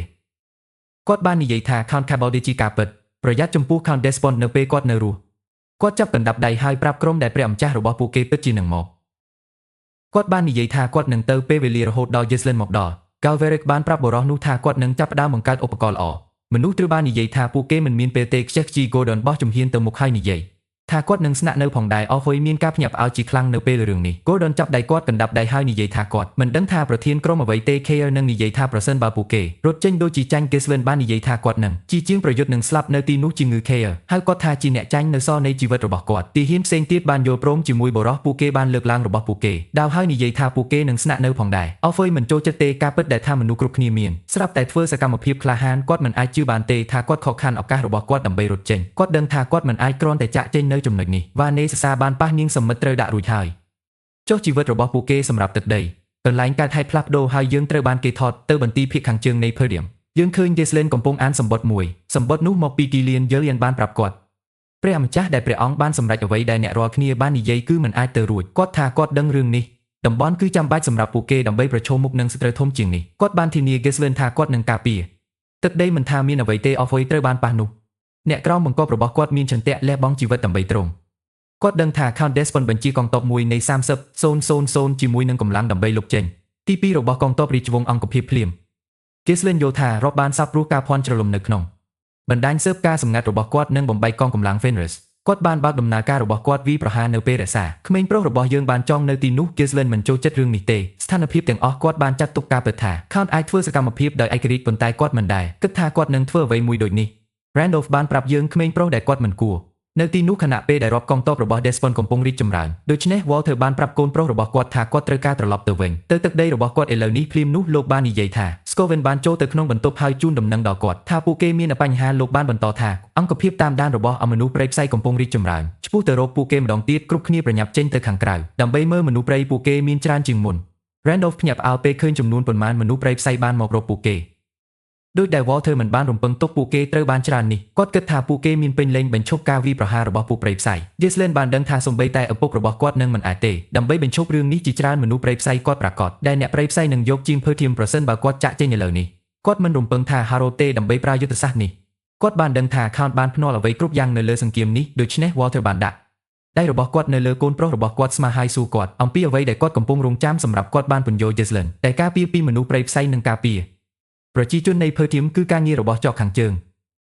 Jesslyn មិនបានរំពឹងទុកឪពុករបស់គាត់និយាយរឿងនេះ Count បានរំលឹកគាត់កូនប្រុសដែលឥឡូវនេះគាត់ជាម្ចាស់គាត់បានប្រាប់គាត់ថាមនុស្សដែលគាត់ត្រូវតែការពារកំពុងរងចាំគាត់សូមឲ្យគាត់បំពេញកាតព្វកិច្ចរបស់គាត់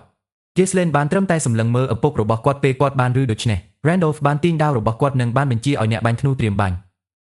គាត់បានប្រាប់ពួកគេថាស្រុកកំណើតរបស់ពួកគេនឹងត្រូវបានលុបលុយប្រសិនបើពួកគេមិនអាចបញ្ឈប់សត្រូវរបស់ពួកគេនៅទីនោះដូច្នេះ Walter បានទាញដាវរបស់គាត់ហើយបានដើរទៅមុខគាត់បានសុំកូនគាត់ទៅឥឡូវ Jesslyn បានដើរកាត់របស់គាត់ឪពុកហើយប្រាប់គាត់ថាគាត់និយាយត្រូវថាគាត់មានមនុស្សដើម្បីការពារ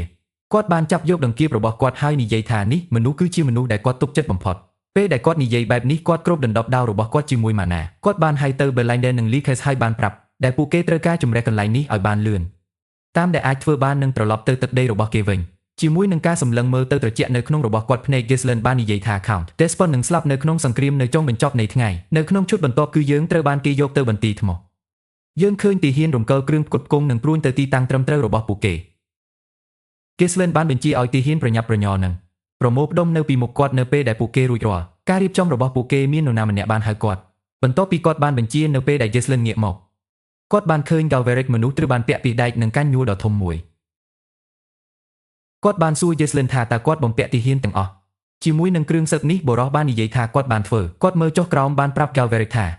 គ្រឿងសឹកគឺអស្ចារ្យណាស់គុណភាព Galveric បានប្រាប់គាត់ថានេះគឺជាធម្មជាតិគាត់បាននិយាយថាព្រួយនឹងមិនអាចទម្លុះពួកគេហើយពួកគេមានពន្លឺខ្លាំងណាស់ដូច្នេះពួកគេគួរតែងាយស្រួលដល់ទីហ៊ានគាត់បានលាតត្រដាងដល់ Ghislaine គាត់បានធ្វើឲ្យប្រសើរឡើងនៅផ្នែកគ្រឿងសឹកដោយឆ្លាក់រង្វង់វេទមន្តចូលទៅក្នុងពួកគេដោយមានជំនួយពីមន្តអាគមគាត់បានពន្យល់គាត់ថាគ្រឿងសឹកនឹងអាចបណ្ដោះអាសន្នបន្សាបអំណាចនៃការវាយប្រហារវេទមន្តចូលមក Ghislaine ព្រួយបារម្ភនៅពេលដែលគាត់បានរឿងនេះគាត់បានប្រាប់ Galveric ថាគាត់នឹងសម្មិត្តរបស់គាត់កាន់កាប់ទេពកោសល្យដ៏មានតម្លៃគាត់បានសួរគាត់ប្រសិនបើគាត់ពិតជាចង់ស្នាក់នៅទីនោះ Galveric បាននិយាយថាគាត់ជឿថាសត្រូវនឹងមិនសម្លាប់ពួកគេទេព្រោះពួកអភិជនទូទាំងព្រះរាជាណាចក្រចង់បានពួកគេគាត់បាននិយាយថាប្រសិនបើគាត់ត្រូវតែរស់នៅជាទាសករវានឹងមានច្រើនកាន់តែប្រសើរសម្រាប់គាត់ក្នុងការភ្នាល់ជីវិតរបស់គាត់នៅលើសេរីភាពដែល Ghislaine សន្យាថានឹងផ្ដល់គាត់បន្ទាប់ពី10ឆ្នាំនៃការបម្រើគាត់បានលាតដៃរបស់គាត់ដើម្បីផ្ដល់ឲ្យ Gillian មួកសុវត្ថិភាពរបស់គាត់ហើយបានសួរគាត់ថាមានឬទេតម្លៃណាមួយនៅក្នុងសេរីភាពប្រសិនបើម្ចាស់របស់គាត់មិននៅទីនោះ Gillian គឺភ្ញាក់ផ្អើលពេលរឿងនេះគាត់ញឹមហើយទទួលយកមួកតោគាត់បានងាកទៅរកទីហ៊ាននៅក្រោមគាត់នឹងសួរគេថាតើអ្នករាល់គ្នានៅទីនោះទេបុរសបានប្រាប់គាត់ថាពួកគេពេញលេញGillian បានឃើញពួកគេមានបូជាចារមួយរូបទេវតា10ផ្នែក100នាក់និងទីហ៊ាន1000នាក់ពួកគេបានទៅដើម្បីប្រជុំមុខនឹងបុរស30,000នៅពេលគាត់និយាយចូលរាប់ Desmond ហើយកងទ័ពរបស់គាត់ដើរឆ្ពោះទៅរកបន្ទាយជាមួយឧបករណ៍ផ្សេងគ្នាភីចេញនឹងផ្នែកមិនអាចជឿថាស្ត្រូវរបស់ពួកគេលើសពីពួកគេ30ដង Yesel បាននិយាយថាវាគឺគួរឲ្យភ័យខ្លាចណាស់ Orfoy ស្រែកហើយនិយាយថាវាប្រសើរជាងសម្រាប់ពួកគេរត់ទៅឆ្ងាយគាត់បានប្រាប់ពួកគេថាម្ចាស់របស់ពួកគេមិនចង់ឲ្យពួកគេស្លាប់នៅទីនោះទេ Vanessa បានចាប់របស់គាត់ពាក់អាវហើយប្រាប់គាត់ថាវាយឺតពេលក្នុងការរត់នេះទីហ៊ានបានខ្លាចជាភ័យនៅពេលដែលពួកគេបានឃើញពីរបៀបដែល Orfoy បានសម្ដែង Gillian សួរទីហ៊ានប្រសិនបើពួកគេមានខ្លាចគាត់បានពន្យល់គោលបំណងរបស់ពួកគេមិនមែនដើម្បីកម្ចាត់សត្រូវប៉ុន្តែដើម្បីទិញពេលវេលាគ្រប់គ្រាន់រហូតដល់ម្ចាស់របស់ពួកគេមកដល់គាត់បានប្រាប់ពួកគេថាសត្រូវនឹងកាន់កាប់ទឹកដីភ្លាមប្រសិនបើពួកគេឆ្លងកាត់ចំណុចនេះគាត់បាននិយាយថារបស់ពួកគេកន្លែងធ្វើការគ្រួសារនឹងផ្ទះដែលពួកគេធ្វើការលំបាកក្នុងការទទួលបាននឹងត្រូវបាត់បង់គាត់បានពន្យល់ពួកគេថាពួកគេអាចធ្វើបានទទួលបានជីវិតថ្មីនិងកំពុងផែសុបិនអរគុណដល់ម្ចាស់របស់ពួកគេគាត់បានពាក់ដល់រងរឿងរបស់គាត់មួកសុវត្ថិភាពនិងបានប្រាប់ទីហ៊ានដែលឥឡូវនេះវេនរបស់ពួកគេដើម្បីការពារសុបិនរបស់ម្ចាស់ពួកគេនេះផ្នែកនឹងទីហ៊ានបានខ្លាយជាការលើកទឹកចិត្តនៅពេលដែលពួកគេបានរឿងនេះពួកគេបានត្រៀមខ្លួនប្រយុទ្ធនៅខាងក្រៅបន្ទាយយើងឃើញហើយទន្ផ្លាស់ទីទៅចិត្តរកគាត់បានប្រាប់គាត់ដែលពួកគេបានផ្ទុក catapults ទាំងអស់រក Desmond ហៅចេញទៅបរិសម្នាក់ឈ្មោះ Willowបុរសនោះបានវាយបុគ្គលិករបស់ខ្លួនដេកហើយឆ្លើយការហើយរាប់បុរសនេះគឺជាមន្តអាគមផ្ទាល់ខ្លួនរបស់ Count គាត់គឺជាមេរង្វង់ទី6 Harold បានសួរ Willow ប្រសិនបើគាត់បានរកឃើញអន្ទាក់ Runestone នោះកងកម្លាំង Pyrrhium បានប្រើប្រឆាំងនឹង Daggard Willow បានប្រាប់គាត់ថាគាត់ហើយអ្នកក្រោមបង្គាប់របស់គាត់មិនបានធ្វើទេរកឃើញដានណាមួយនៃធម្មពល Runestone នៅក្នុងតំបន់គាត់បាននិយាយថាទីហ៊ាន Fenris មិនបានមានពេលវេលាដើម្បីរៀបចំវាតាំងពីសង្គ្រាមបានចាប់ផ្ដើមជាការភ្ញាក់ផ្អើលមួយការវាយប្រហារពេលឮដូច្នេះការរាប់បានលើកឡើងរបស់គាត់ដោយឲ្យបញ្ជារបស់គាត់អ្នកចម្បាំងដើម្បីបាញ់នេះទីហ៊ានបានបាញ់ឆ្មាំ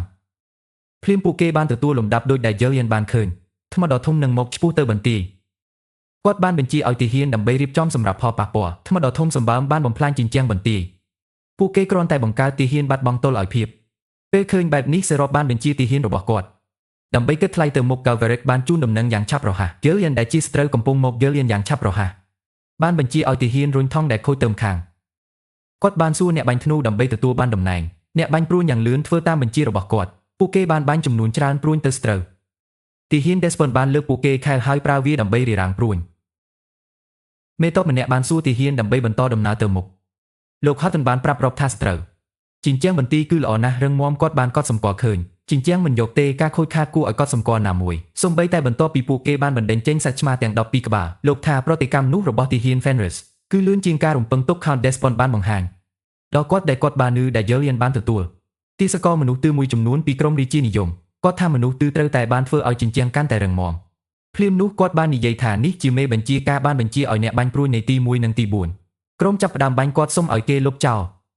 អ្វីគ្រប់យ៉ាងនៅលើជញ្ជាំងអ្នកបាញ់ព្រួយបានយ៉ាងលឿននៅក្នុងទីតាំងនឹងត្រូវបានបណ្ដេញចេញព្រួយរបស់ពួកគេនៅទីហ៊ាននៅលើជញ្ជាំងនេះអ្នកបាញ់ព្រួយដែលកំពុងផ្ទុកធ្នូនៅលើជញ្ជាំងបានបុកជាមួយនឹងដ៏ធំមួយចំនួនព្រួយប៉ុន្តែគ្មានអ្វីកើតឡើងចំពោះពួកគេទេព្រួយមិនអាចធ្វើបានទេទម្លុះតាមរយៈពីដៃរបស់ពួកគេការរាប់គឺភ្ញាក់ផ្អើលពេលឃើញរឿងនេះអ្នកបាញ់ធ្នូមិនអាចទេជឿថាគ្រឿងសឹករបស់ពួកគេបានបង្វែរព្រួយទាំងអស់ពួកគេឆ្ងល់អំពីរបៀបដែលមនុស្សត្រូវអាចធ្វើបានដើម្បីបង្កើតអ្វីមួយដូចនេះ Galveric ញឹមនៅពេលគាត់បានឃើញប្រតិកម្មរបស់ពួកគេ Gillian បានបញ្ជាពួកគេបន្តបាញ់គាត់បានធានាពួកគេថាព្រួយនឹងមិនធ្វើឲ្យខូចខាតដល់ពួកគេទេការរាប់មិនបានដូចជាស្ថានភាពនេះគាត់បានហៅទៅ Willow ហើយបញ្ជាគាត់នឹងបាញ់ភ្លៀងមកលើសត្រូវ Willow បានធ្វើឲ្យសកម្មអក្សរវិរុទ្ធវេទមន្តភ្លាមគាត់បានទទួលការបញ្ជាទិញគាត់ញឹមហើយប្រាប់ម្ចាស់គាត់ថាគាត់នឹងធ្វើតាមបំណងប្រាថ្នាពេលដែលគាត់និយាយបែបនេះ Galveric បានហៅ Gillian ហើយបានសុំឲ្យគាត់មើលឡើងគាត់បាននិយាយថាមានអ្វីមួយអាក្រក់នៅលើមេឃនៅពេលដែលយើងលៀនមើលទៅគាត់បានកត់សម្គាល់ឃើញពុកខ្មៅខ្លះបានបង្កើតឡើងនៅពីលើពួកវាគាត់ដឹងភ្លាមថានេះជាវេទមន្តដោយស្នាមញឹមនៅលើមុខរបស់គាត់ Willow បានសួរទីហ៊ានវិញរត់ដើម្បីមើលក្បាលរបស់ពួកគេដោយសារតែភ្លៀងដែលនឹងឆេះអ្វីគ្រប់យ៉ាងគឺហៀបនឹងធ្លាក់ចុះខណៈដែលគាត់បាននិយាយនោះមានកាំជ្រួចជាច្រើនគ្រាប់បានចុះពីលើមេឃ Galverick និងទីហ៊ានមានការភ្ញាក់ផ្អើលដើម្បីមើលនេះ Galverick បាននិយាយថាពួកគេគ្រឿងសិតអាចធ្វើបានការពារប្រឆាំងនឹងព្រួញប៉ុន្តែពួកគេមិនអាចបញ្ឈប់វេទមន្តនៅកម្រិតនេះបានទេគាត់បានសុំឲ្យមនុស្សគ្រប់គ្នាលាក់យើងបានលើកឡើងរបស់គាត់សម្លេងនិងបញ្ជារបស់គាត់ទីហ៊ានរក្សាភាពស្ងប់ស្ងាត់និងកាន់តំណែងរបស់ពួកគេគាត់បានប្រាប់ពួកគេថាពួកគេមិនមានអ្វីត្រូវព្រួយបារម្ភអំពីដោយសារតែពួកគេផងដែរមានវេទមន្តផ្ទាល់ខ្លួនរបស់ពួកគេភ្លាមនោះគាត់បាននិយាយដូច្នេះវ៉ានេសាបានលើកបុគ្គលិករបស់នាងឡើងហើយចាប់ផ្ដើមងើបឡើងនាងបានធ្វើឲ្យសកម្មអគ្គរាវិរុទ្ធគេស្គាល់ថាជា Wayne Curtain របាំងដ៏ធំមួយគ្របដណ្ដប់បន្ទីទាំងមូលរបាំងនេះបានរារាំងមនុស្សជាច្រើនដុំភ្លើងដែលកំពុងមករកពួកគេនៅពេលដែលវាត្រូវបានធ្វើរួចការវាយប្រហារវាបានបាត់យើងនិងទីហ៊ានមានការភ្ញាក់ផ្អើលដើម្បីមើលអ្វីដែលបានកើតឡើងទោះយ៉ាងណាក៏ដោយទេ